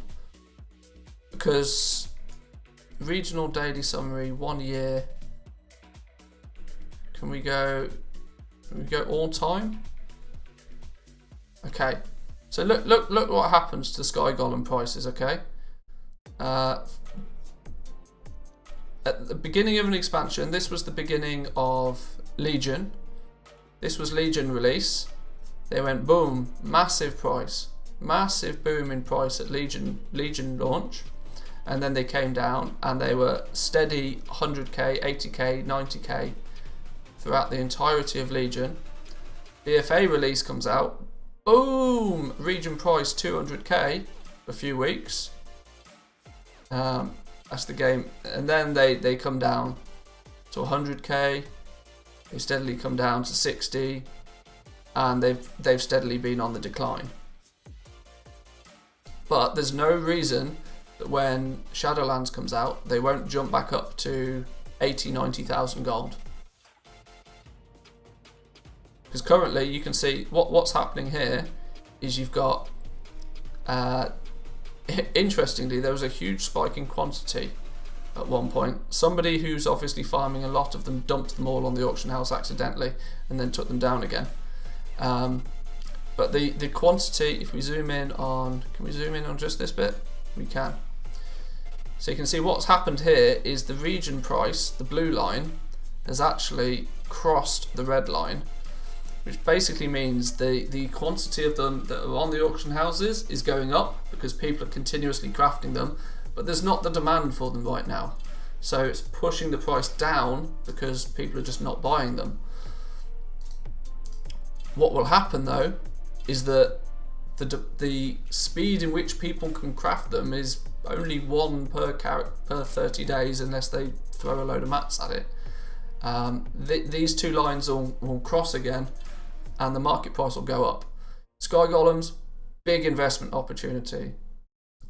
Huge investment opportunity right now. There's no reason they won't go back. I mean, even at this point here, even we've got what, September the 3rd, 2018, so just after the release of after the release of BFA. For a couple of weeks, let's see if we can just go. This is basically going to be BFA. So BFA, when did BFA launch? What was BFA's launch date? BFA launch date 14th of August 2018. So you can see 5th of August, so the week before, a week or two before BFA came out, the regional price was about 100k. They steadily went up in price, up in price, up in price, all the way to the point where they peaked at 184,000 gold. This was in September. This was the regional average price for a Sky Golem, was 184,000 gold at the beginning of BFA. This was September the 2nd, so this was 2 weeks after launch. They peaked. Then by the end of September, they'd come down to an average price of 170k. October. So imagine you're buying them for 40k now, right? Even let's say, what have we got here? End of October. So 6 weeks into the expansion, people were still farming gold at a rapid rate. They were still 125,000 gold. So if you looked at,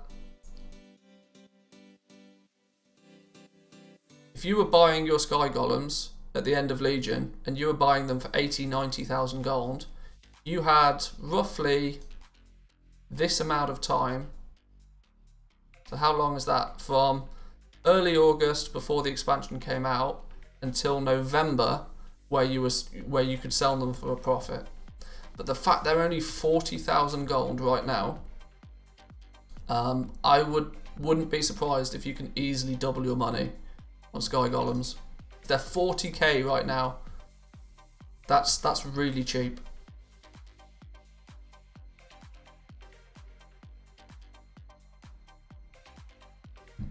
And this is what I do, guys, on a lot of items. When you're looking at what you should be, if you've got a bunch of gold, it's always better to have that gold invested in something. Invest it in many different things, and so your winners outdo the things you lose on. But every time you can look at something like this and, should I buy Sky Golems for 40,000 gold on the auction house right now? Well, look what's happened in the past. Look what's happened for the past 2 expansions. The price has basically doubled. So they were 30. I mean, I can't believe Sky Golems were going for this cheap. They were going for 25, 30,000 gold at the end of Warlords of Draenor. And then they didn't just double, they went from 30,000 gold up to 130,000 gold.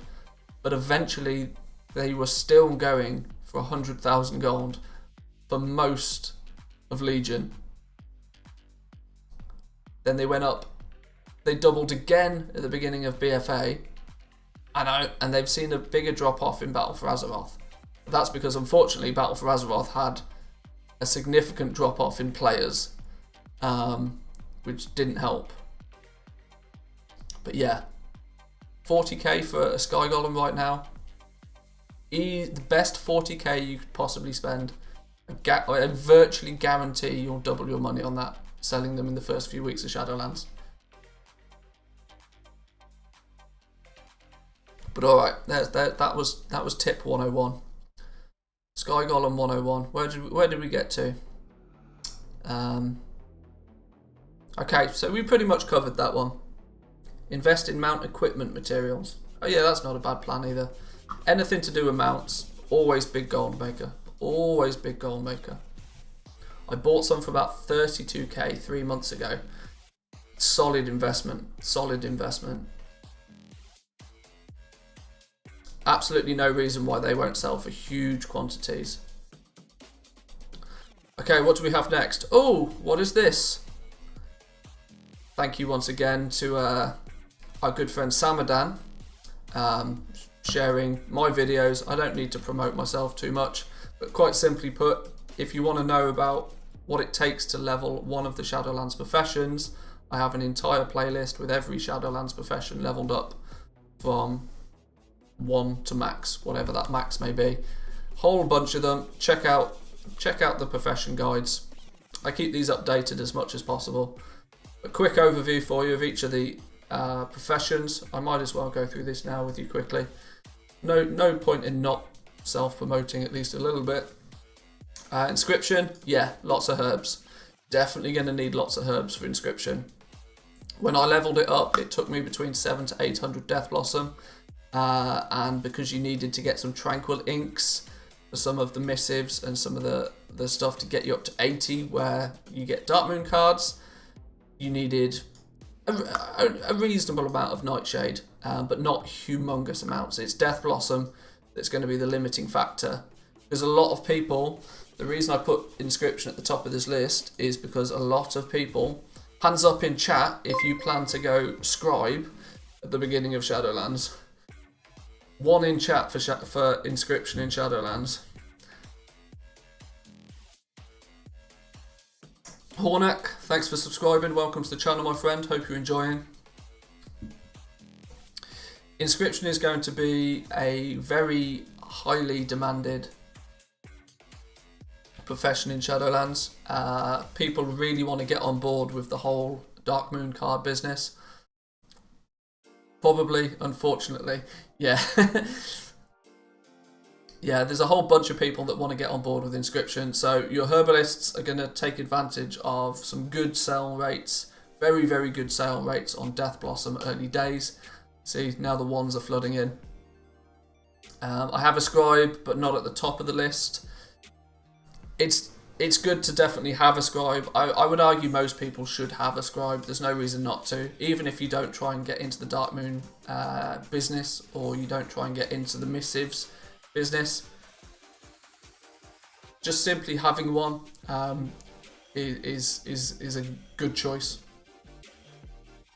So yes, inscription is going to be good at the beginning of Shadowlands. Expect 700 to 800 Death Blossom needed to level it up. Engineering, I mean, for the sake of completion, I did level up engineering, but realistically, it's, yeah, as I said, still laughably broken on the beta. This actually, they have changed the materials needed for some of the engineering plans. They no longer use placeholder materials. They have changed that. They have also changed the amount of porous stone that was needed. I think they'd done a little bit of testing themselves and realised that over 1,000 porous stone was maybe too much. They reduced it by, I think, 2/5. So they reduced it by almost half. How many hours of farming is 800 Death Blossoms to actually herb up? I would say it's difficult to give you a good estimation, because if I go herbing on the beta right now, I'm usually the only person in the zone doing it. I have basically no competition. because who in their right mind is spending time herbing on the beta? Which means I get all of the nodes all of the time.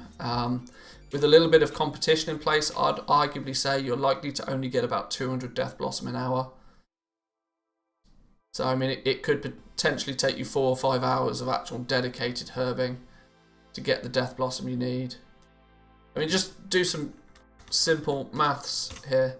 At the beginning of an expansion, when people go out farming, they like to try and achieve a value of about 30 to 35,000 gold an hour, is what I estimate as a fair amount for people farming at the beginning of an expansion. So if you take 35,000 gold, you realistically are going to pick up a couple of hundred herbs, a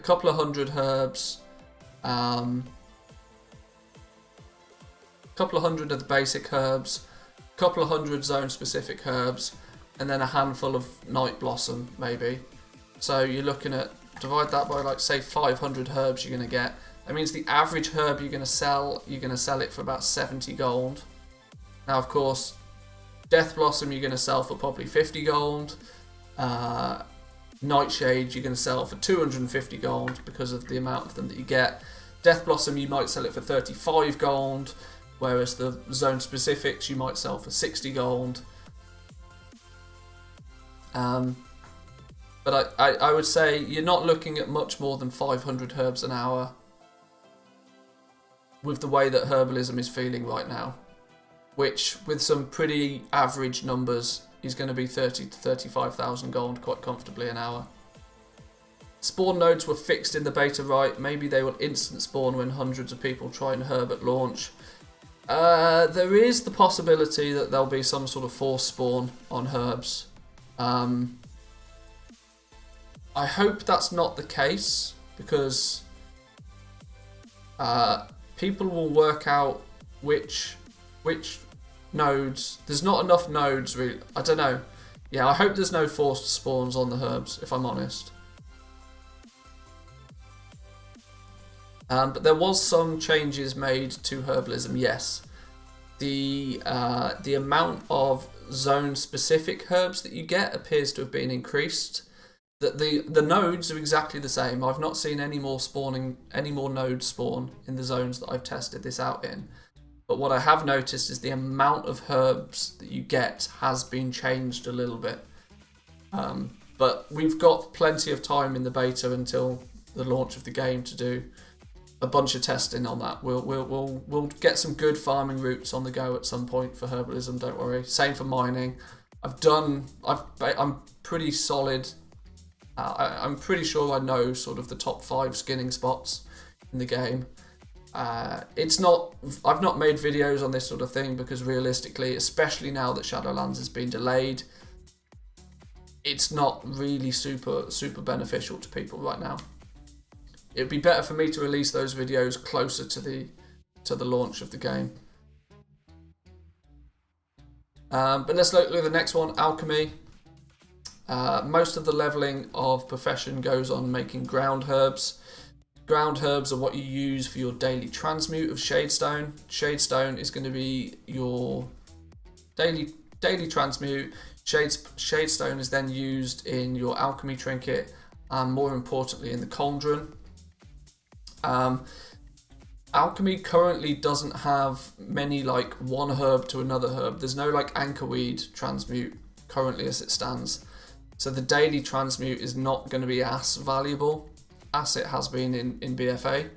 But of course, there's definitely the chance that they could add more. They could add more to alchemy. They could give us a a basic herb to nightshade transmute. That would be nice.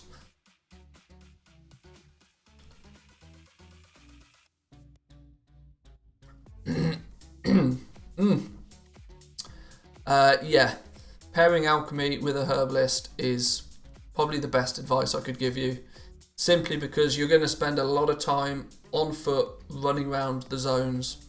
So there's likely going to be times that you're going to just doing your daily quests, doing your world quests, doing whatever it is you're doing out in the world. You're going to just naturally run past a lot of herbs. there's virtually no reason to not then pick those up, which will all then benefit your alchemist. There's 175 skill points with alchemy, whereas most of the other professions only have 100. And as I said, it kind of looks daunting at the beginning. But because there's so many different potions and things that you craft along the way, it's not overly expensive, even though it looks like double the skill points. You can quite comfortably level alchemy for, I would say, a similar price to what you can level anything else. It seems quite balanced in that respect.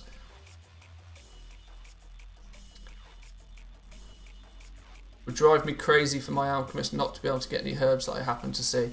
Yeah, exactly. Just simply the fact that if you're an alchemist and you see a herb and you're also not a herbalist and you know you can't pick that up, but you know that, well, I can see a nightshade but I can't pick it up, that gets very frustrating. Alchemists, pair it with a herbalist, for God's sake. And preferably do it on a druid.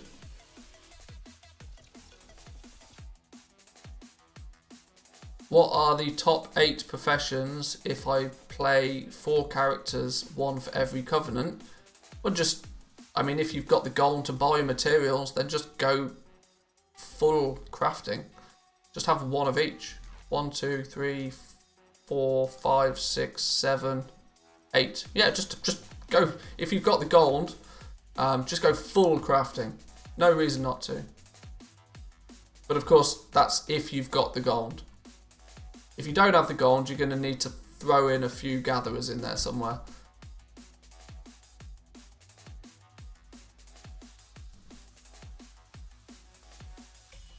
If I'm a lazy grinder, what professions need the same rep as an alchemist? You need Una Memento. Is it sheet 6? I should really name this sheet. Rename. Reps.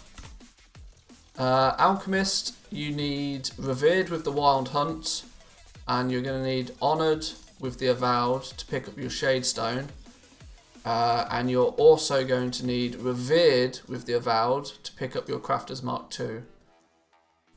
So an Alchemist arguably should be looking to spend time in Ardenweld to get the Wild Hunt reputation for the Cauldron. That's going to be a big one. Admittedly, it's only big if you raid. If you're that guy in your raid that gets told that you need to bring the cauldrons, you need to be the flask dude, then yeah, great. Otherwise, your Shadestone at the very least will put you in Revendreth a good amount of time. Cauldrons aren't. The cauldron itself is bind on account, I think, rather than bind on pickup. It does mean that you can't sell it, but the Shadestones are just a crafting reagent. So you still want to be able to craft the Shadestones, even if you then don't use them for cauldrons. You'll sell them to people that do need them for cauldrons.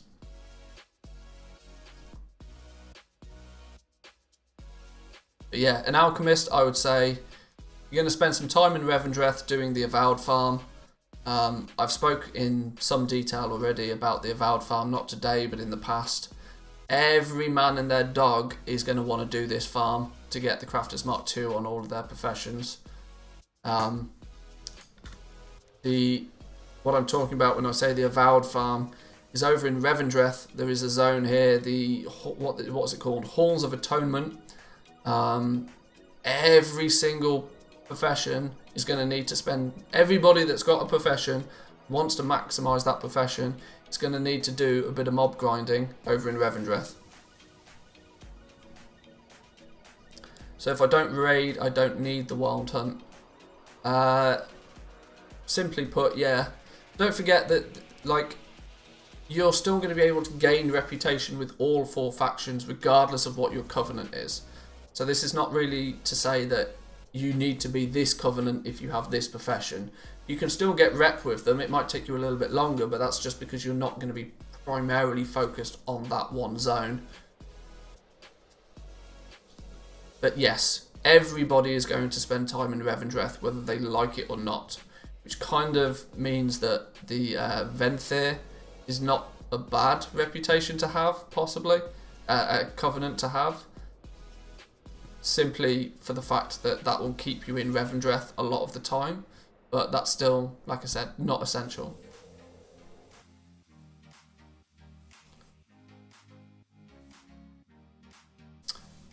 So where do we get next? Cooking. Cooking's a cool one.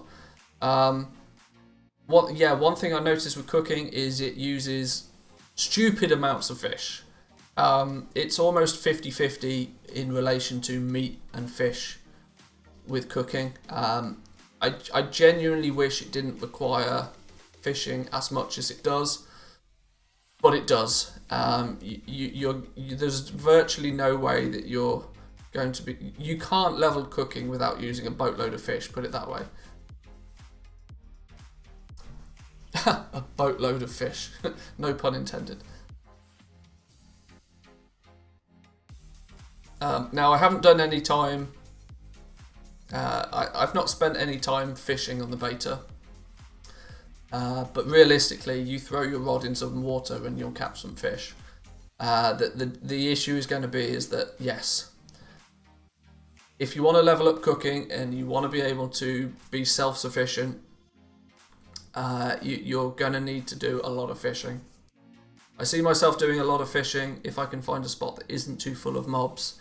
Yeah, this is going to be the case. The last thing you want when you're fishing is to then start aggroing stuff. So, but cooking, yes, uses a lot of fish. You actually get forced into making some of the feasts as you level up through cooking. There's 2 feasts in cooking. The basic entry level feast you get through the profession.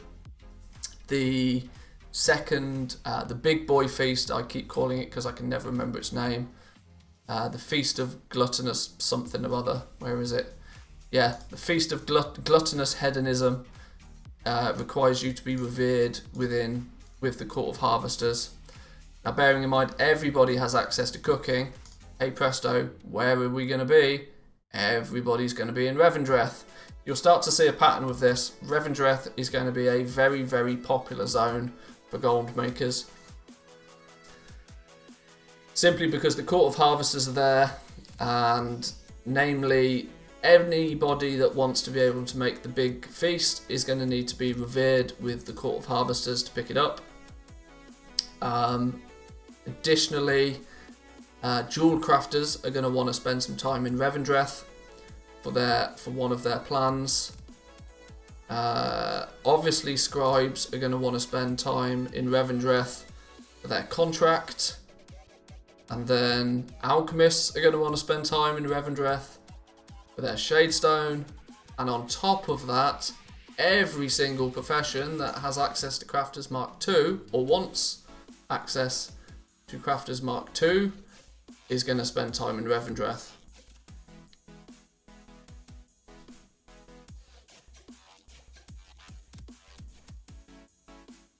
When can alts get to Revendreth? Arguably level 50 straight away. Threads of Fate means you can get there. You can choose to go to Revendreth straight away. And of course, questing out there will start building your reputation with the main faction Court of Harvesters over there.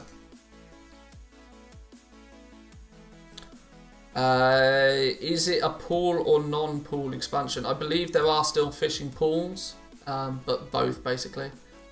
I will fish the first week, gonna get rich, not speedrunning content easy. It's incredible how much gold you can make with fishing early on. I actually think there's going to be less people actively fishing, because if you remember in the launch of BFA, you had the fishing mount. So people were fishing not for the fish, they were fishing to try and get the mount. And on top of that, it was really easy to get the mount, and it was BOE. So people were farming them actively, and people ended up with a guild bank full of fishing mounts that they made absolute bank with eventually. But this time round, that's not the case. People that are fishing it to catch fish, which will limit the amount of people that do it, but it does mean more people will do it. The more gold the people that do fish will make, which is good news for fishers. Are there fishing pools in the Queen's Conservatory?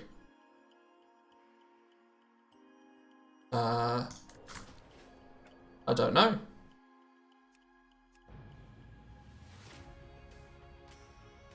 Instanced fishing usually doesn't, or in my opinion shouldn't, give you fish. Because if it's instanced, it's ripe for abuse.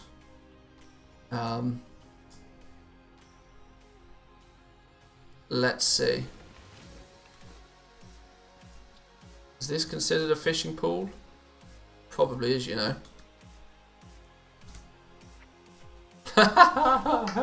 Of course, I haven't even learnt fishing. Well, there's a pool of water there, and there's a pool of water here, and there's a pool of water here.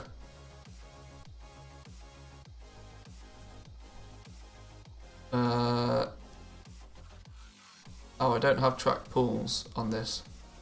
There is the possibility you can fish here, you know. Should we go and let's go learn fishing so we can test. This is the downside of pre-made characters. They don't have anything on them.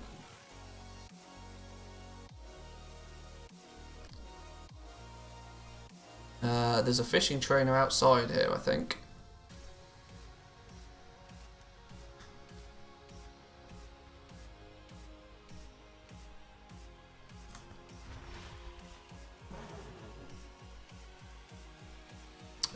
Where's the... Have I gone the wrong way?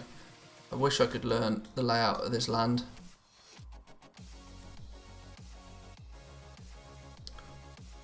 I don't know if the Lego market will be that great the first week or two, because the majority of the population won't need them that quickly, just because they won't get their desired power by then. I genuinely don't... I think there will be so many people playing that the Lego market is going to be good. It's going to be strong. I can't see a reason why it wouldn't be. Now, there's various profession vendors out here. Is there a fishing vendor? We've got an engineering supplies, a Warcraft. Oh no, we've got supplies, dude. We haven't got trainers. Derp. I'm going to have to go back to... I'm going to have to zoom back to Oribos to find out.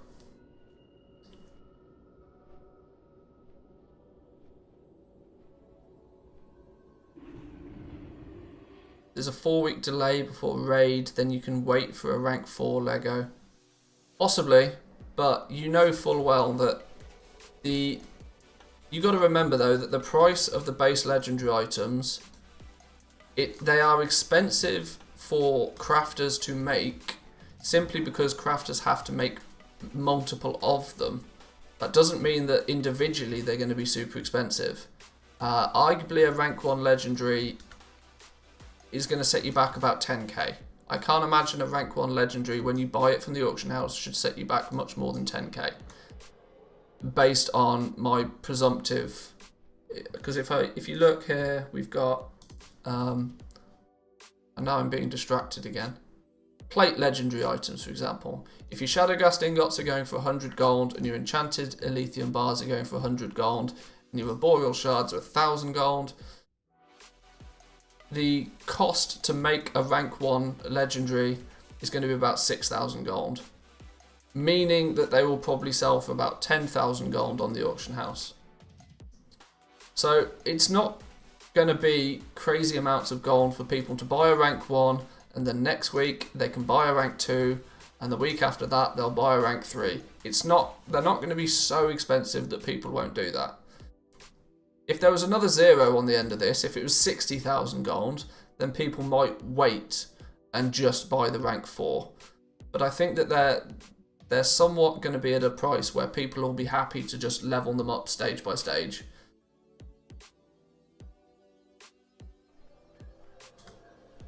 Fishing vendor is... Where is it? I can't remember. I genuinely can't remember. The amount of time I've spent with these dudes, I should know exactly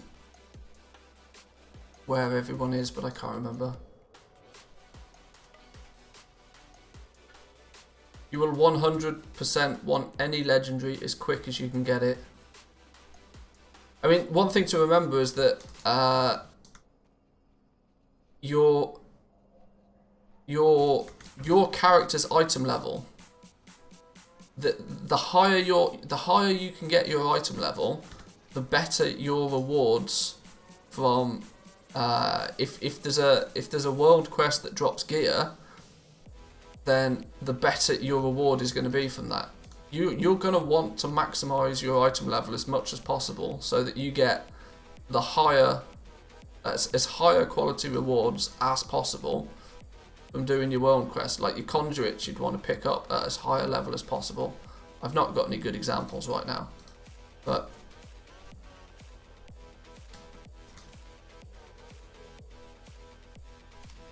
the fishing dude this way, cooking, fishing's going to be here. Fishing trainer. Get the rod, it looks good. Does he sell a good rod, does he?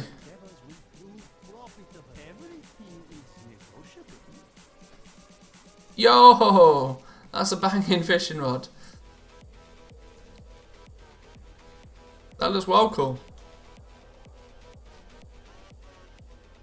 The world quest item level is tied to renown. Ooh, good point. Good point.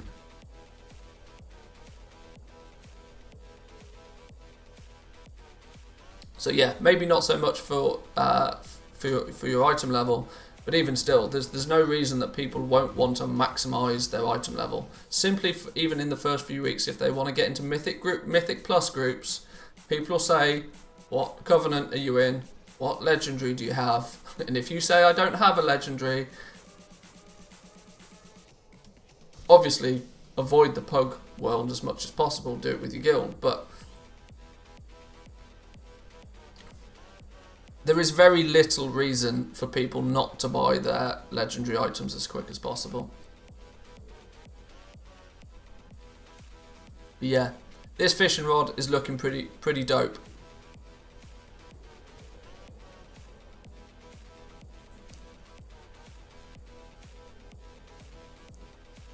Suppose we should buy one of those. Just clear my bags quickly while I'm here. Now let's zoom our ass back over to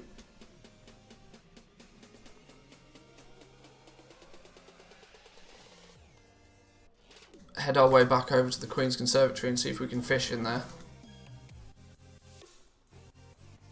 Is this the fishing rod that you can disenchant? Yes, I believe so.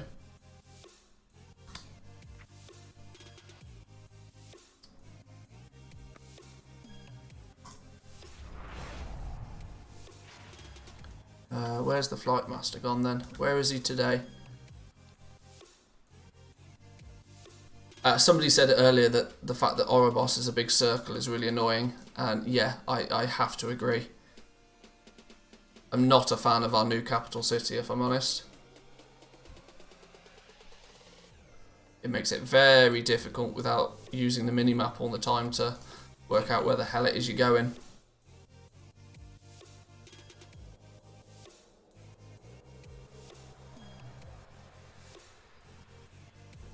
So what's the fishing rod actually do for us? It increases the fishing skill by 15, increases your chance to bait whilst fishing in the Shadowlands. Oh, okay. I should have bought some of the fishing baits as well, shouldn't I really? Thinking about it. Oh well. Let's move on to the next. Where did we get to? Jewel crafting.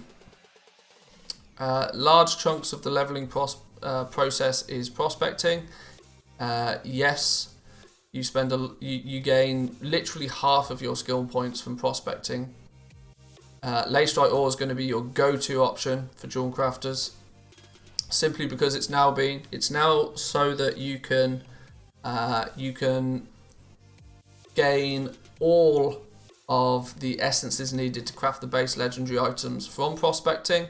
But just slightly less of them. You can't focus in specifically. We did a bit of prospecting at the end of Friday's stream, I think it was.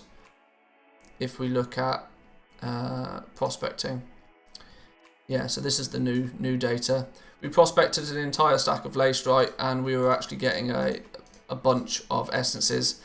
The difference being with prospecting Leystrite is that you can't say, right, I need Essence of Rebirth and I need Essence of Servitude.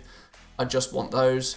To do that, you have to start looking at prospecting the zone-specific ores, and each zone-specific ore will prospect into just one essence type, giving you the ability to sort of focus. So if you're looking to level the legendary ring and not the necklace, you can sort of pick just the two types of ore that you need specific to those essences, and you can target in on them somewhat, which is nice. Avoid prospecting all of your ore though, as many crafts require the base ores. Yes, this is something that I almost made a big mistake when I was leveling dual crafting.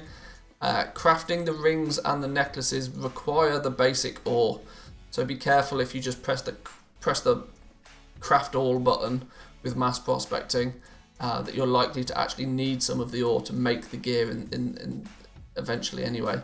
So don't prospect everything.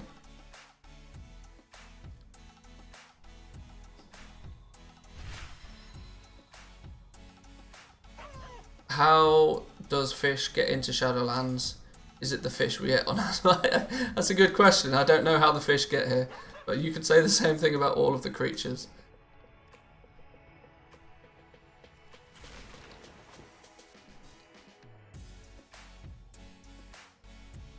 If only the quarters of Oribos were coloured. This is why I hated Undercity. Too many circles. Yeah, I'm with you on that one. Definitely with you.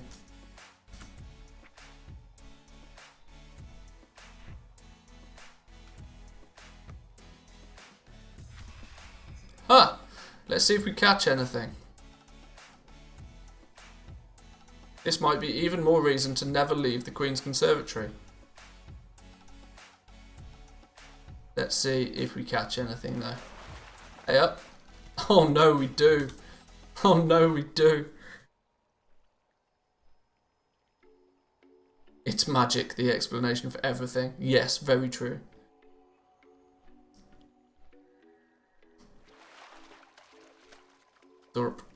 Press the button before clicking the button. Well, we're getting iridescent amberjack from here. Let's see if we get anything else.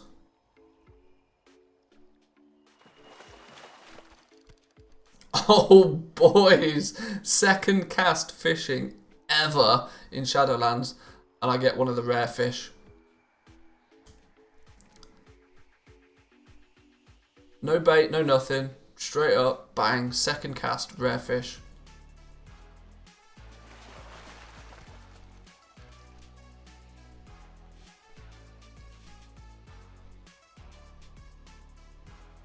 Have you seen anything from raiders as to what legendary raiders will want?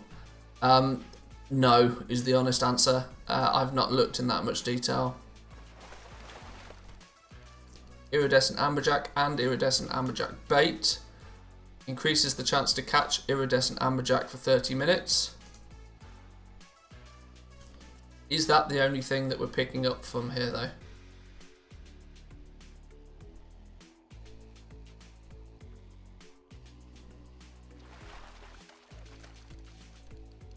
WowHead said that the fishing pole can't be DE'd. Is it worth testing? Maybe.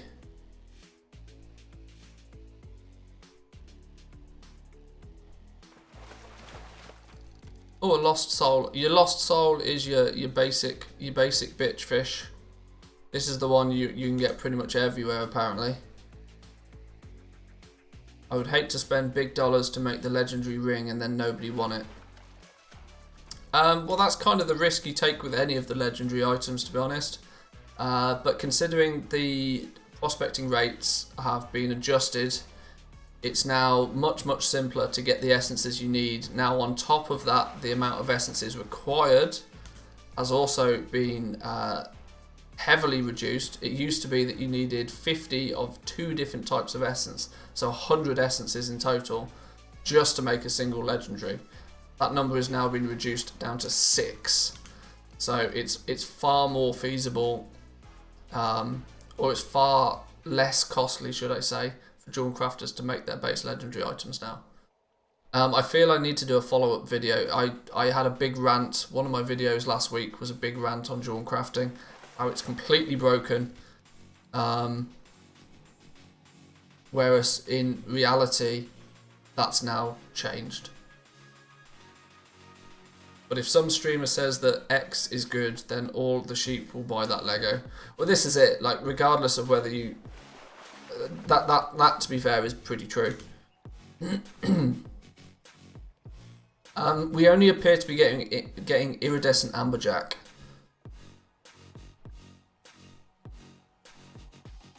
I'm thinking fishing is fishing zone going to be zone specific as well?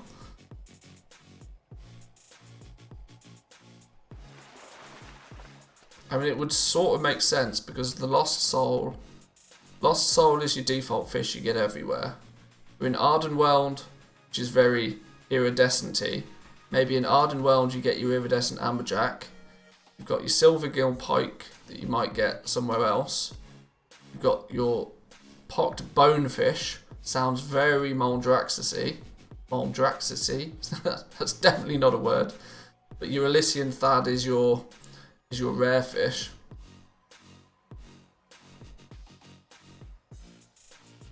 Is this going to be the case that even the fish are zone specific?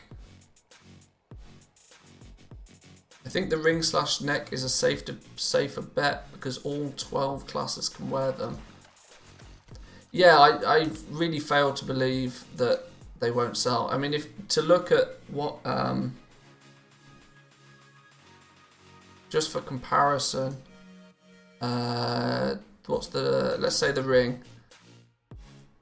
I still think each of the essences is going to cost 1,000 gold plus, but it basically now means that a rank 1 legendary ring is likely to cost the Jewel Crafter about 8,500 gold, meaning that Jewel Crafters will probably try and sell them for 10 to 20k.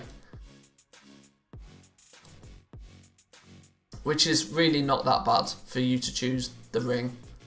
And because there's 12 classes that might have access to them, you're likely to sell a lot of them. A rank 2 is looking to cost in the region of 17,500 gold. So your rank 2 Jewel Crafting ring might be 30k on the auction house. And a rank 3 costs 30k just to make. So a rank 3 might be 50k on the auction house.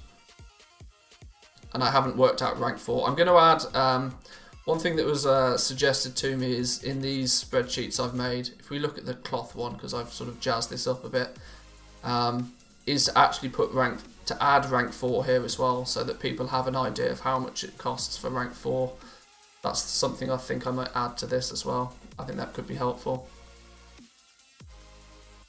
Because ultimately, I started making these just as a way to work out how much it's going to cost to get to rank 4. But of course, once you do get to rank 4, it would kind of be nice to also see how much they cost. Then of course, we don't need this column. We can change this to rank 4. Materials per craft for a rank 4. Let's check this in a second. It's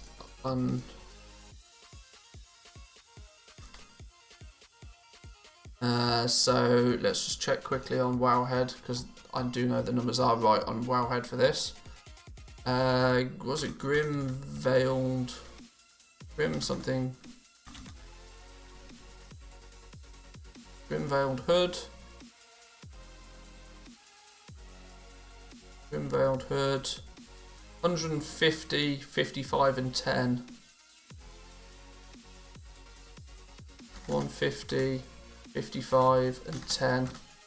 So the single craft price here is going to be this number multiplied by this number. It's not going to be H22, it's going to be H18. Hey? No, that's wrong. That's definitely wrong. Not H18, it's H10.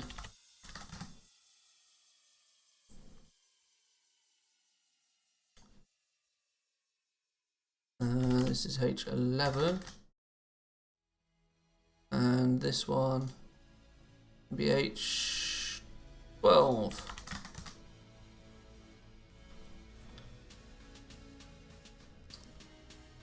So there we go. For rank 4, for example, once you get to rank 4, this is the, let's highlight this in a bold colour. Total cost to get to rank 4.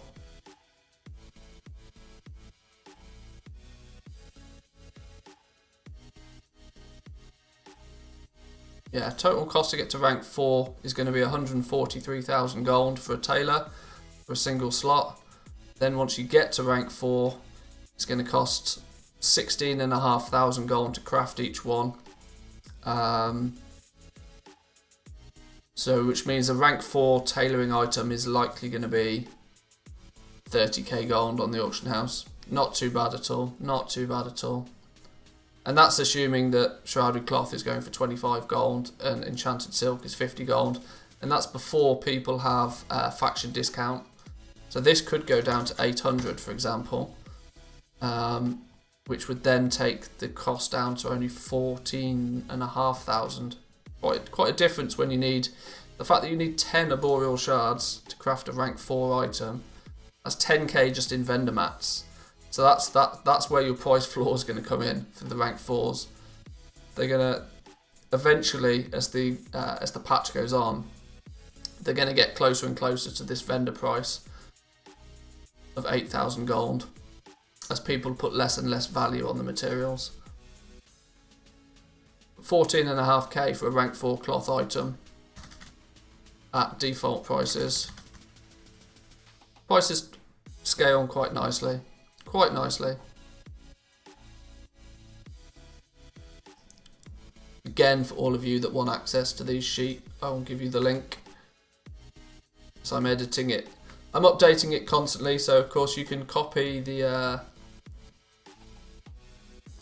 you can make a copy of the spreadsheet yourself for local use, which you can edit. But obviously check back on it regularly because I'm making updates to it all the time. I'm happy how they fixed Dawn crafting and think it will be my main focus. You have only 2 legendary slots to upgrade to level 4 instead of all of the armor slots that others have. Fortunately though, it does mean that gems are going to be very cheap. Yeah, I agree with that. I do agree that the gem market is going to get completely destroyed by the fact that everybody will want to make the base legendary items. That's definitely a concern.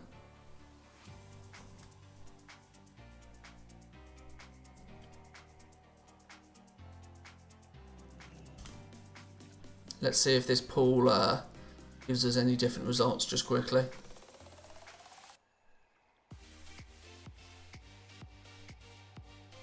Come on, fishy fish.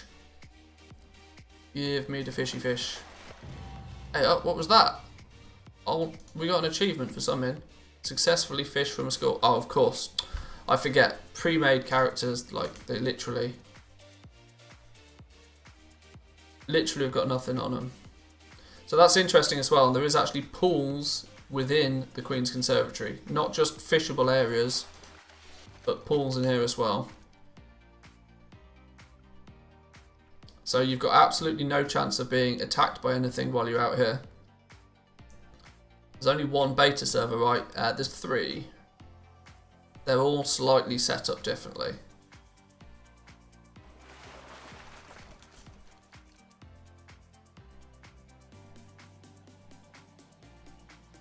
Does not make sense to put 50 gold as enchanted lightless silk. It requires 3 soul dust and lightless silk itself.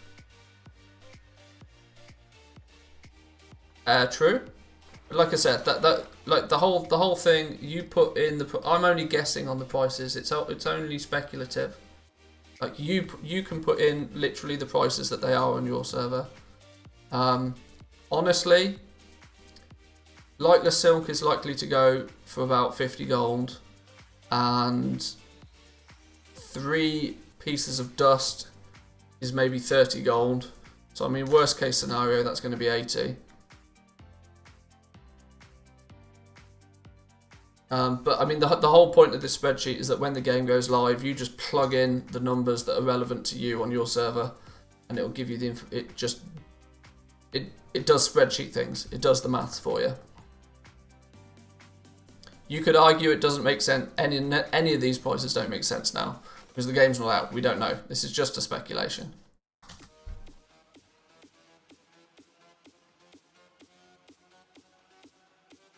The Goblin race gets you the lower vendor price right away. Maybe it's worth to sell the shards in the auction house for 950 gold or so. That's a possibility. That is a possibility. But don't forget, the auction house is going to take a 5% cut off that. So you're really kind of you're really limiting your possibility in the first place. But yeah, heck, why not? It would be expensive to level the legendaries on all professions. Which would you prioritise if you only had the capital for one or two? Well, leatherworking, as I've said, is leatherworking and jewel crafting. I think are my two favourites. If I was only going to do two, I would do leatherworking and jewel crafting. Because jewel crafting, because it's rings and necklaces, your target audience is technically everybody, but you've only got two things that you can craft. Leatherworking is basically like having two professions in one, because you cover all of the leather classes and all of the mail classes.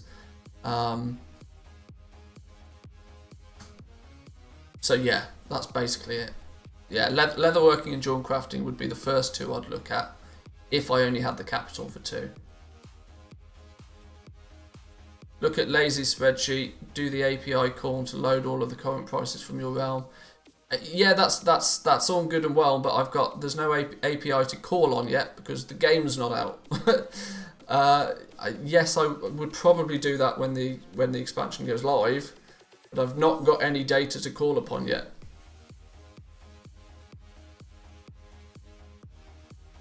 This spreadsheet is simply for Shadowlands. But no, it is something I will likely do. It's just not as easy to do with Google Sheets.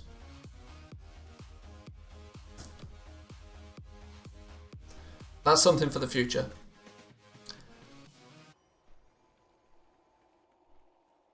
Okay, well, we've definitely learned that fishing is a thing in our Queen's Conservatory.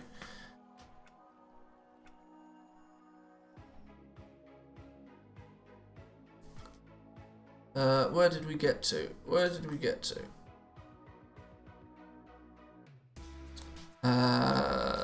Jewel crafting, we've talked about jewel crafting. Blacksmithing, quick 2 minutes on blacksmithing then, I suppose. Materials, yeah, when you're leveling up blacksmithing, it's very easy to accidentally craft the wrong thing and use many more materials than you need to. It's weird with blacksmithing right now, the fact that when you're leveling up the profession, you'll have an item that will give you like 3 skill points and only need like 10 lacerite ore. But then you'll also have the option to craft something that will only give you 1 skill point, but it will take like 15 lacerite ore. It feels a bit weird. So just be very careful that you don't overspend crafting the wrong thing with blacksmithing. The big keynote for blacksmiths is going to be the Shadowghast ingots though. You're going to want to be crafting these Shadowghast ingots in bulk because you need them for your base legendary items. And to craft a Shadowghast ingot, you need 1 of each of the 4 zone-specific ore, which means you're likely either going to need a miner yourself, and you're going to go around and do some mining, or expect to buy a lot of ore. Any of the Shadowghast ingots that you create when leveling blacksmithing, you'll use them with your base Legos. So, win-win, as I said. Yesterday I realised with 2 accounts and a few million gold, you could manipulate the API data. And that may be illegal. Well, you can already see that people try and do exactly that. Though, when you see that one piece of Tidespray linen being posted for 400,000 gold, That's in essence people attempting to like sway the market price. I wouldn't necessarily say it's illegal. It's probably frowned upon, but it's not necessarily illegal.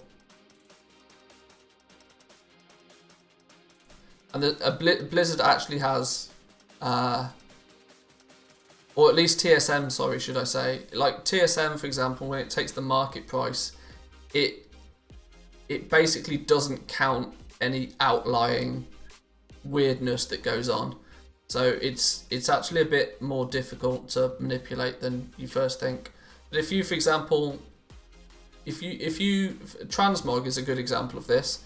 On some realms, you'll see transmog going for 10 times the price that it goes for on any other realm, and it's because people have their operations for that item of transmog set to post at 105% of the market value, which means every time they post it, if they're the only one that's posting it, it's steadily just getting more and more expensive, and that plus 5% every time ends up with an item that should only cost you like 1,000 gold, or its market average, like the realm average is like 1,000 gold.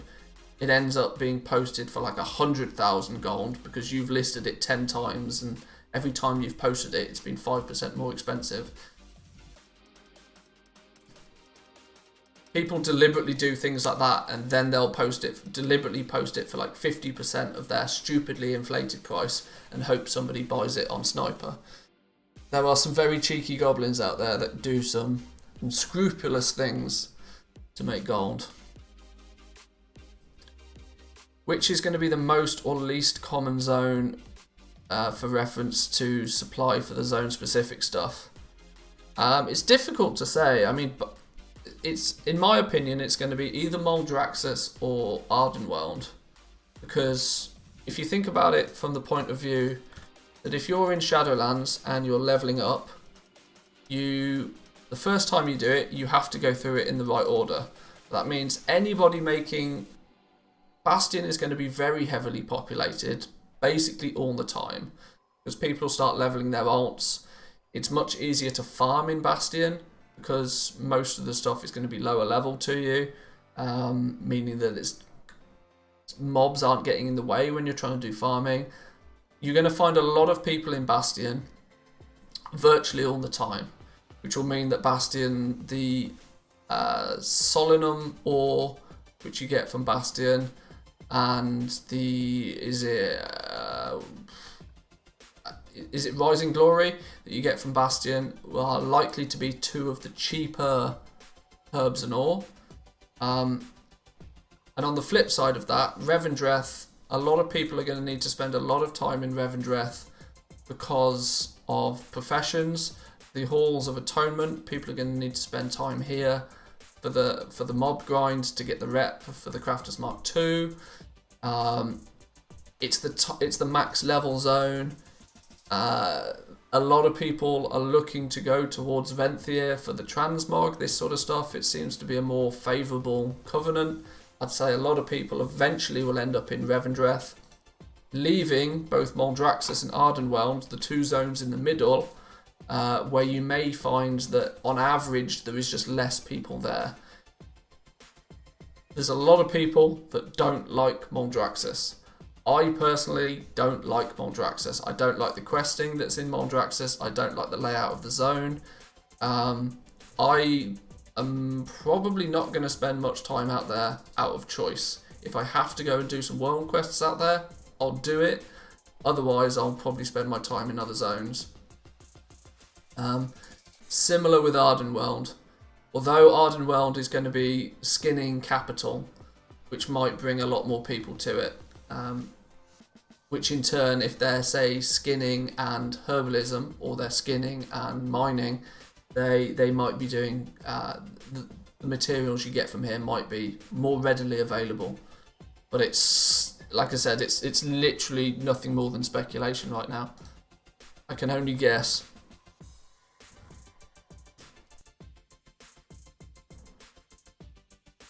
If I had about 6 million gold going into Shadowlands, what would you invest it in, assuming you have all the professions?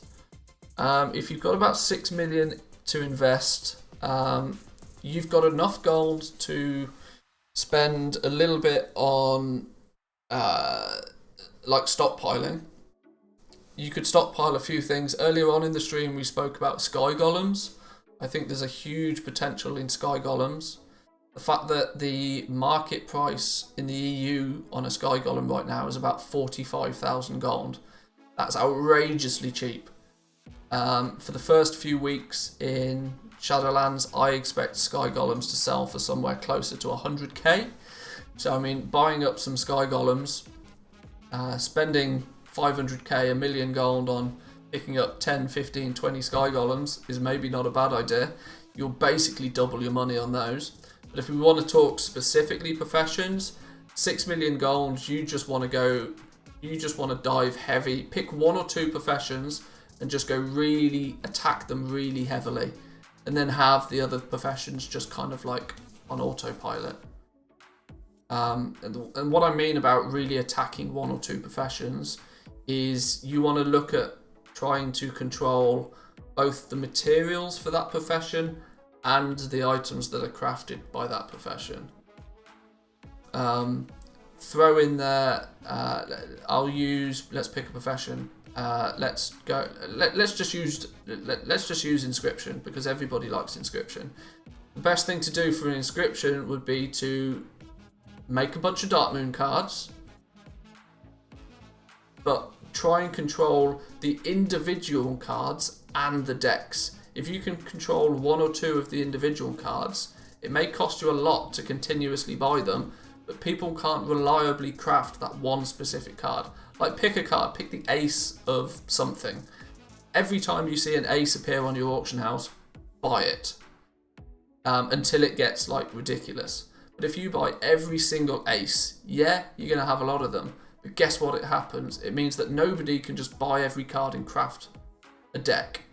It means the only way they can get the decks is to buy the deck.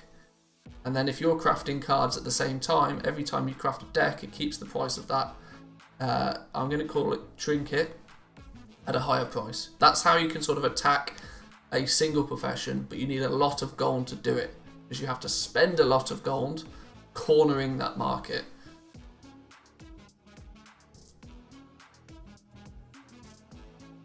Maldraxxus is huge. It's all fair in Love and War, trolling the snipers. Yeah. Which zone has the most navigable terrain for easy herbing loops? I'd say, I don't know. It's Bastion is pretty simple. Bastion is really simple for herbing and mining. Really, really simple. Hello there, love the leveling guides for Shadowlands. Nice work, man. You're very welcome. Glad they're helpful to you. Yeah, Bastion's pretty much the easiest zone for herbing and mining in, which is why there's going to be a lot of competition there. That's the problem. It's easy because the zone is not terrible. It's not great, but it's not terrible. But it's also easy because any mob you accidentally aggro, by the time you're level 60 and have got some reasonable gear, you just two-shot it anyway.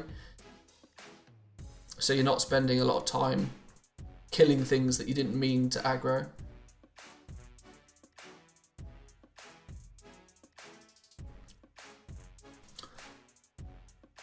Tailoring and leatherworking fall into the same sort of pitfalls as blacksmithing. When you're leveling them up, you tend to find that some gear just doesn't make sense to craft when leveling in relation to the amount of skill points you get for it. By the time you've got tailoring, leatherworking and blacksmithing all up and running, as long as you've got a boatload of gold to invest in materials, those base level legendaries are going to look very attractive. Very attractive. Tailoring is actually going to be really cheap to level as well. And considering 2x4 farming will still be a thing, namely over in Revendreth. The Halls of Atonement is going to be, there will constantly be 2x4 groups up and running, specifically in the Halls of Atonement. People don't necessarily know it yet, but there will be. Simply because every single character that has a profession needs to do some farming in the Halls of Atonement. So it's going to be a popular spot. Very popular spot. Likely to see some nerfs to the to the mobs out here. Because what they currently drop, they drop greens, they drop a lot of cloth, they drop a lot of gold, and of course it's the top end zone, so you're likely to get the odd sort of nice level 60 piece of leveling. There's lots of stuff that's going to drop out there. It's expect to find lots of people here.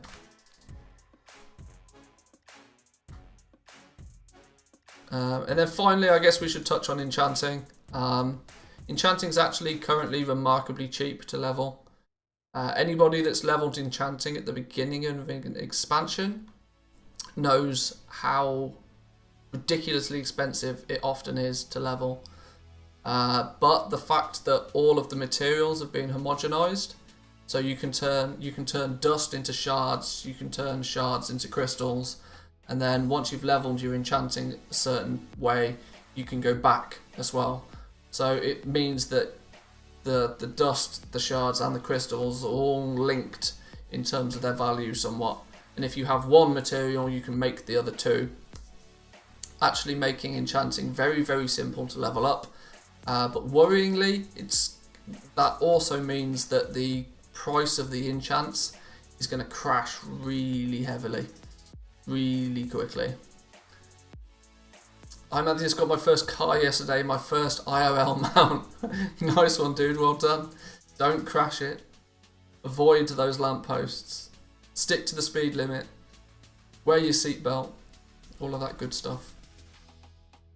But yeah, enchanting I think is, unless I feel they need to make some changes to the cost of the enchants, as they all seem very cheap right now. In relation to what you would expect enchants to cost. But we'll see, we'll see. For anybody that missed it, last week there are new 30 and 32 slot bags. We talked about this in great detail last week. When this was first announced midweek, was it Wednesday maybe last week, we first heard of these. People lost their minds as they suddenly thought that the Hexweave bag market and the deep sea bag market was going to be completely crushed by these. But realistically, deep sea bags, currently at least, are so cheap to craft and the materials are so readily available. Deep sea satin is just flooding the auction houses right now. Buy up a couple of stacks of this so that you can make the deep sea bags for all of your alts. Invest in it. More so if you wish to actually sell deep sea bags, because as a few people have already said, people leveling alts, they're going to need a bunch of bags. They need 4 bags for their character themselves. A lot of people will then buy an additional 7 bags so that they can fill out their bank as well.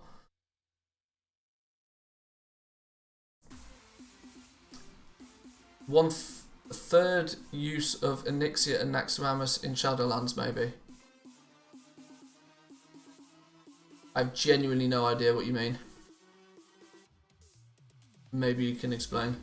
But yeah, in relation to the bags, start of an expansion, always a boom of bags. We'll actually probably see the biggest boom once prepatch lands. Prepatch will have a huge, great influence on the sell rate of bags. Yes, invest big, invest heavy. An interview with BilisOnyxia. I'm not necessarily going to go through this in great detail now. It's one of those things that if it's of interest to you, I'd recommend reading it. BilisOnyxia, for those that may or may not know, is a guy that's been quite prolific in the goal making community for a few years. He's very much into his statistics and maths. It's well worth having a read of this for sure.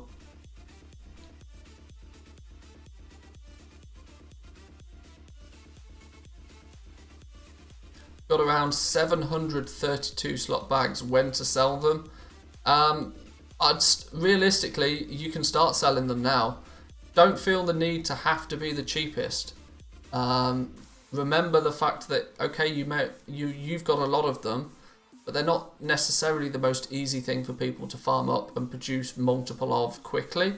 So don't put them on the auction house for a price that you're comfortable selling them for, and trust me, they will sell.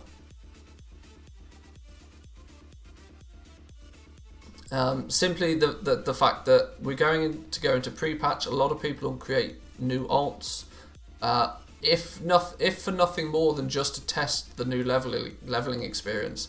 Even if they don't plan to play that character endgame, there's a real good chance that like people will jump on the auction house and buy a few bags, easily.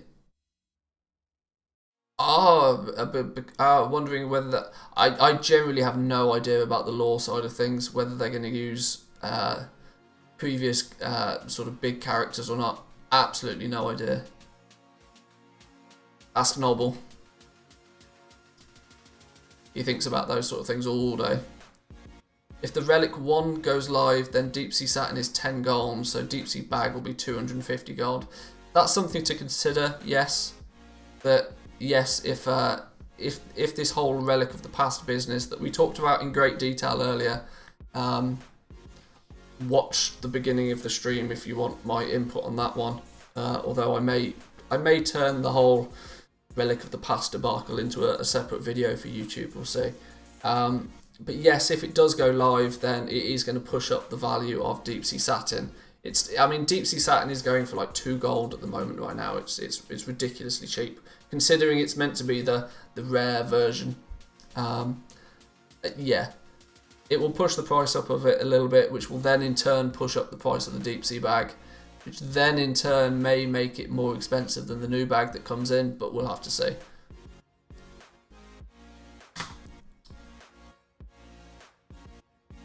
So yeah, have a read through of this this interview with Bilis. It was quite interesting. It was very short, very quick, mainly touching on things like whether he makes gold in Classic or not, which TLDR, yes he does, no surprises there.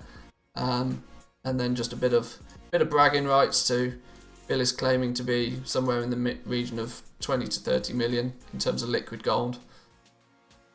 But this is something I wanted to look at. There was quite a cool theory, and it's which bosses should you look at killing or just having like in the background when you do something else. And there were some really cool suggestions come up. So just to summarise, I've been working home from lately, and many others decided to AFK camp for a couple of mounts. The Draenor rares, the Warbringers, for example. While doing that, I came across quite some amount of gold from Warbringers, from the Golden Lotus that they drop and the Trillium. I found that the competition is often very annoying, and I'm looking to find rares that you can camp for a day or two for the chance at BOE items. Curious to see what other people had to share. So this came up with some interesting things, like Scale Belly, for example, level 62 rare Basilisk that has the chance of dropping the Chromatic Sword. Now it's less than a 1% drop chance, so you are likely going to have to like farm it a whole bunch. But the Chromatic Sword is a huge seller. Well, not a huge seller, but it's valued very highly for transmog purposes. So this was quite an interesting one. Both Nalash and Ka are close to each other in Pandaria and have the chance to drop pets. Now, of course, a lot of people are sort of kicking about Pandaria at the moment, so these might be, the pets from these might actually be quite cheap right now. So maybe an option with these two, not necessarily to farm them and camp them yourself. Check the auction house, because the actual value of these pets could be at an all-time low, simply because of patch 8.3 pushing a lot of people into Pandaria. Doomwalker and Kazakh from Outlands drop some really cool, interesting transmog items, but of course their respawn timer is ridiculous. It's like 12 to 36 hours or something stupid. But if you log in just after server resets, they're often there, and you can get a quick kill or two on a couple of characters and hopefully get some good transmog that way. Things like Rust Feather, obviously most people by now, if they want the Rust Feather, the mount from Rust Feather, they've probably got it. There's obviously a few BFA mounts you can farm. If you look at, where are we? If we go, no, brain. Mechagon, obviously you've got the Rust Feather mount, you've got the the fucking spider thing, that thing. Yes, that's very descriptive. The Arachnid Harvester or whatever it's called, Rust Feather, and then of course there's a few mounts that you can farm up in the current. Actually, in where is it? There's a mount that drops like up on the high end bit near the Vortex Pinnacle. I can't remember what it's called. Somebody in chat will know exactly what I'm talking about. This thing's on a stupidly long respawn timer, but it drops a mount. I can't remember exactly which mount it is, but it's one that's worth farming. For if you just want to like leave something in the background while you're doing it, something else. If you're in the luxurious position of being able to work from home and have WoW on a second monitor, then it's something good to just, as and when it pops up, you can quickly kill it, and there's that chance to get the mounts. I wouldn't necessarily say it's like good, like gold per hour potential from doing things like that, but if you're missing them, they're quick, simple, and easy things to do.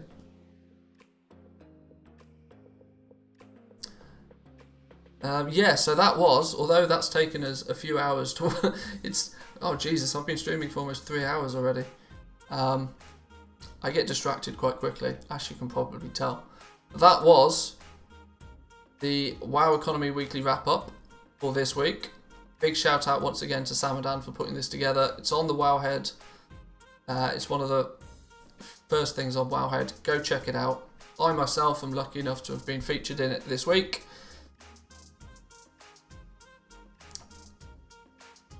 But let's just see on WowHead if... What's this? All Shadowlands legendary recipe drop sources now revealed on the Shadowlands beta. The latest build has added drop sources for all of the Shadowland legendary recipes. Okay, so this is now where we can start looking at... it's easy now for you to look at which classes are going to require which legendary powers, and now that we know where they get them from, it will give us a good indication to how quickly they will get them, and then in turn, how quickly will they want to buy their base legendary items. So somebody out there needs to do a bit of research on this. I'm not going to, because it's too much like hard work to go through all 36 classes and work out what the base legendaries are for them.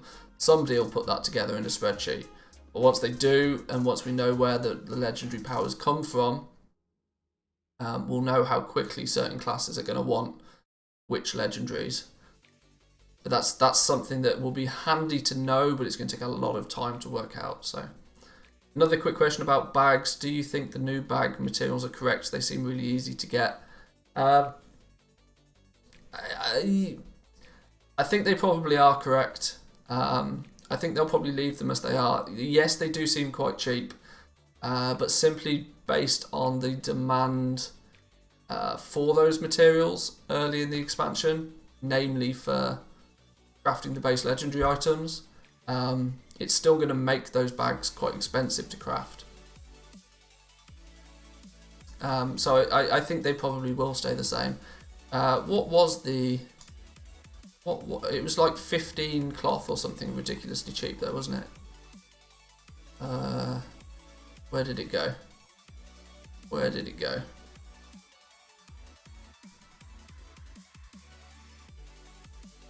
Shrouded cloth bag. Shrouded cloth bag, 20 shrouded cloth, and then 15 vendor threads. And then I think it's 15 lightless silk for the big bag. Yeah, they do seem kind of cheap, but I don't really think there's much need for them to change it. It's like I said, the shrouded cloth bags, the basic bag, 30 slot bag should be pretty easy to make. It's the 32 slot bag will then be more expensive.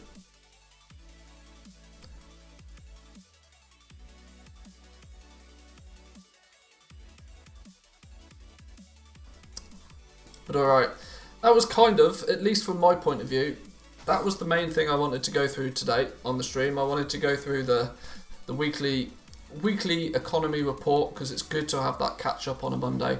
Gets us refreshed for the week going forward.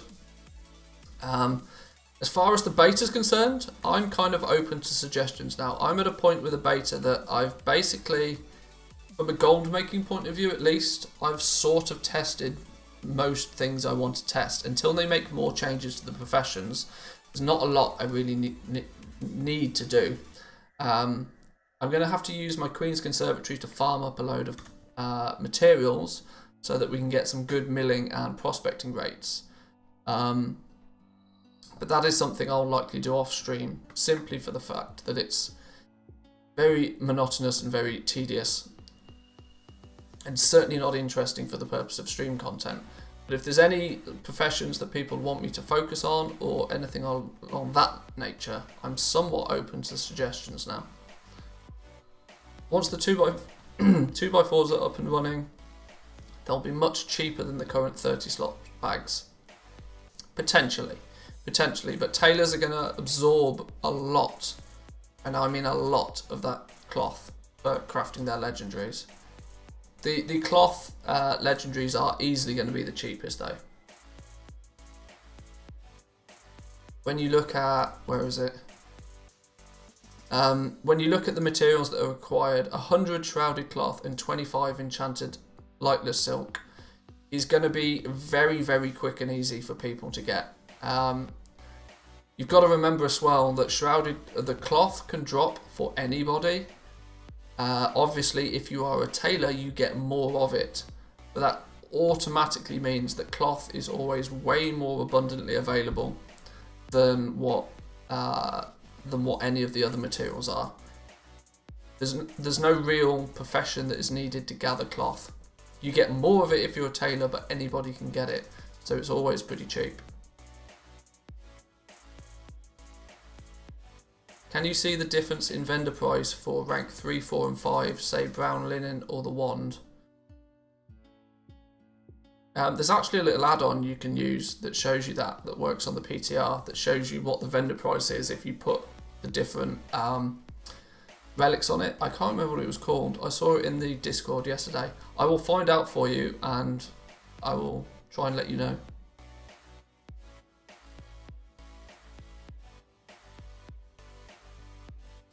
Could you test DEing that stupid monk staff in Pandaland?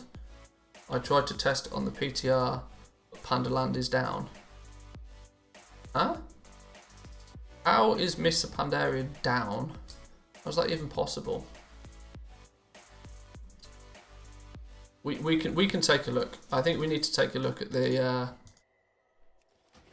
this in a bit more detail. Let's load up the PTR first and foremost. Change that. Let's load up the PTR and go and take a look. Let's take who we're going to need to take over there. We're going to need to take an enchanter over there, so we might need to might actually need to transfer somebody over.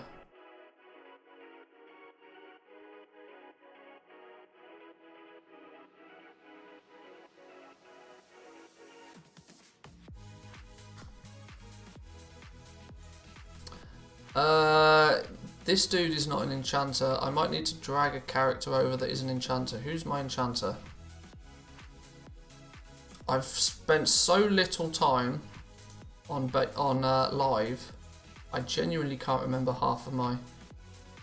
You crash on the PTR when you try to go there. Oh dear. That's probably because so many people are over there. It's going to be... One of my paladins is my main enchanter. Find the word paladin on the list. Paladin, this dude. No, not that dude. This dude. I'm quite sure this dude is an enchanter. Oh yeah, you need to be a monk and all, don't you? Alright, well let's just create a new character. Let's go Pandarian monk. Where's the monk? There's the panda monk.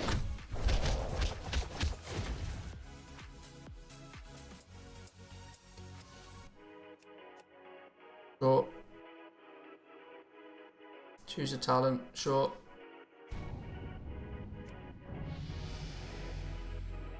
Now we should be able to head over there. Let's see if it crashes for us when we get there as well.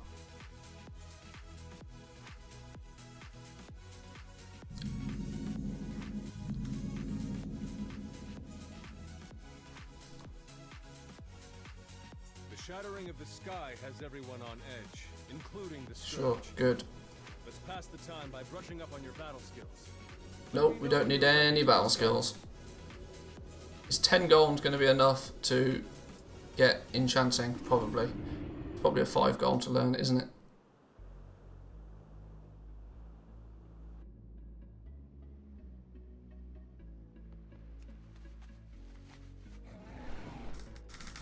Okay, that's not the keybind for zoom out for some reason. This one, that one will do.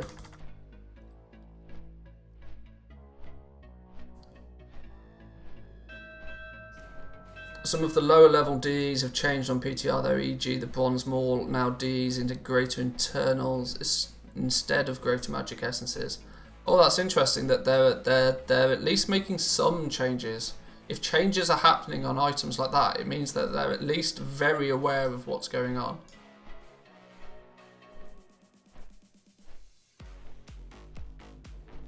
Where's the enchanting trainer in Stormwind? Rain, think. Just ask a guard, I can't remember. Where's all the guards gone? Who's stolen all of the guards? Enchanting trainer. Profession trainer, enchanting. Boom. Be careful. Mage quarter. Oh, of course, he's on the outside. Yep.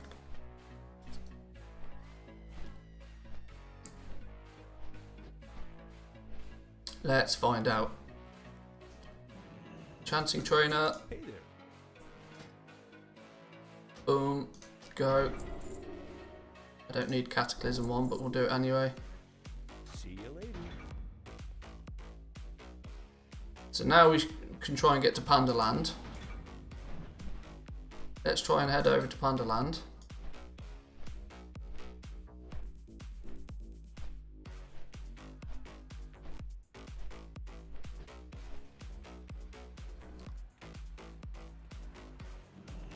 Zoom, zoom. I should put some skills on my bar.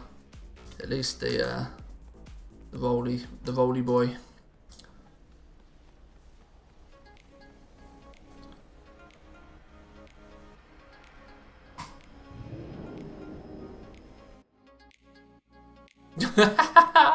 Oh dear, a streaming error has occurred. What is a streaming? I have never seen that error. It instantly kicks you out. What's this error code? I've genuinely never seen that error code before.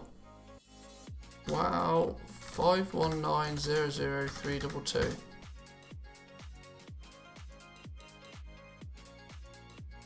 There is an issue streaming data to your game.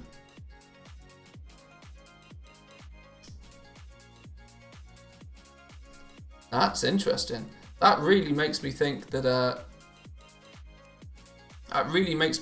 they are literally changing this right now.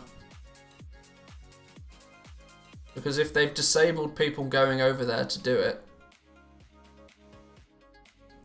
or at least investigating it on the PTR at least,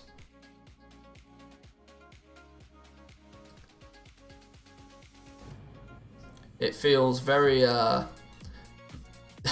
I can't even log on to that character now. That character's now dead as a dodo. Weird one.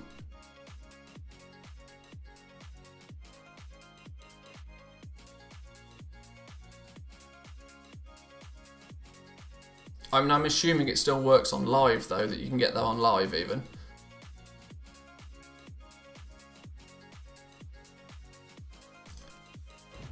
Should we try doing it on the beta? See if we can get there on the beta.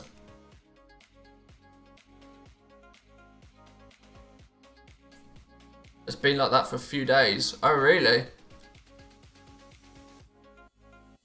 That's odd. it definitely gives the impression that they know that there's something up. If I create a new dude, create a Pandarian monk.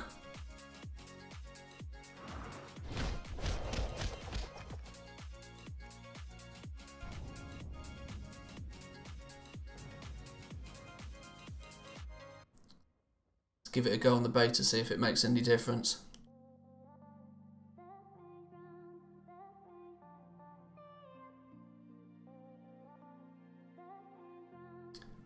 Oh, you can get onto the beta, but it's the disenchanting change that you wanted to investigate. Oh, I see, okay.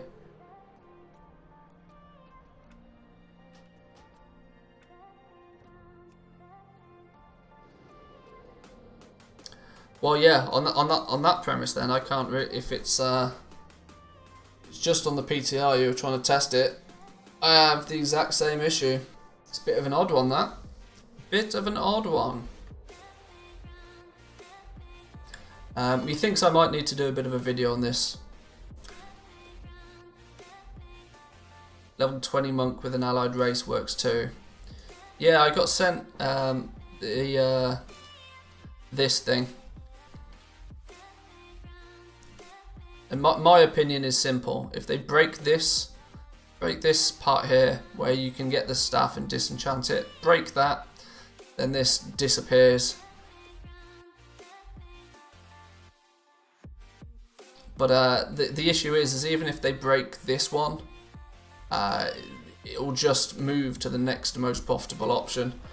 Breaking this won't solve the greater issue. It will just kind of like move the issue somewhere else.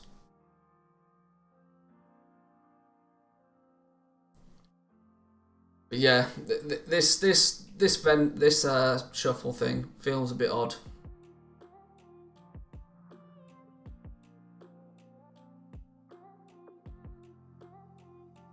Won't beta be like PTR? Well, you would assume so. You would assume the beta's the same, but I'm not sure.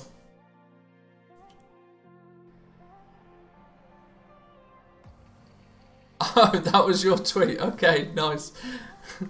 Somebody linked it to me. I saw it in the Discord yesterday when it all blew up. Somebody linked it to me earlier.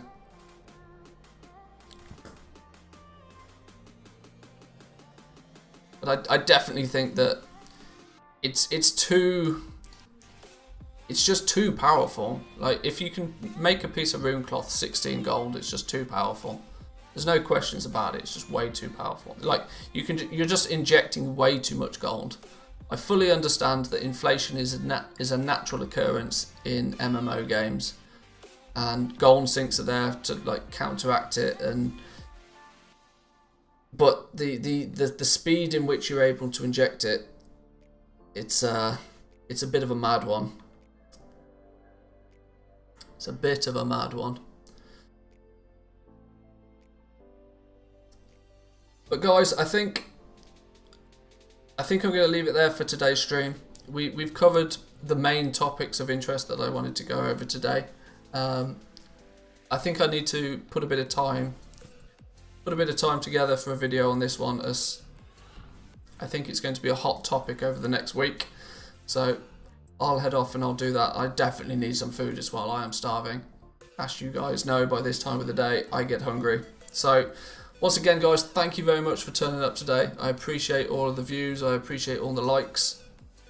I hope my guides are at least somewhat helpful to you.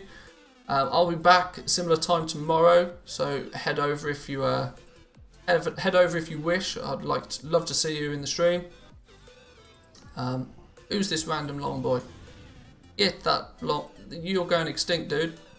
But yeah. Yeah, it's vendor to vendor, so just broken. I agree. Definitely agree. But until it gets fixed, use and abuse it. There's lots of gold to be made from it until they fix it. If they fix it, we'll have to see. But guys, I'll see you tomorrow. Thanks for turning up. I'm off now. Enjoy the rest of your day. Make lots of gold, and I'll see you tomorrow. Peace.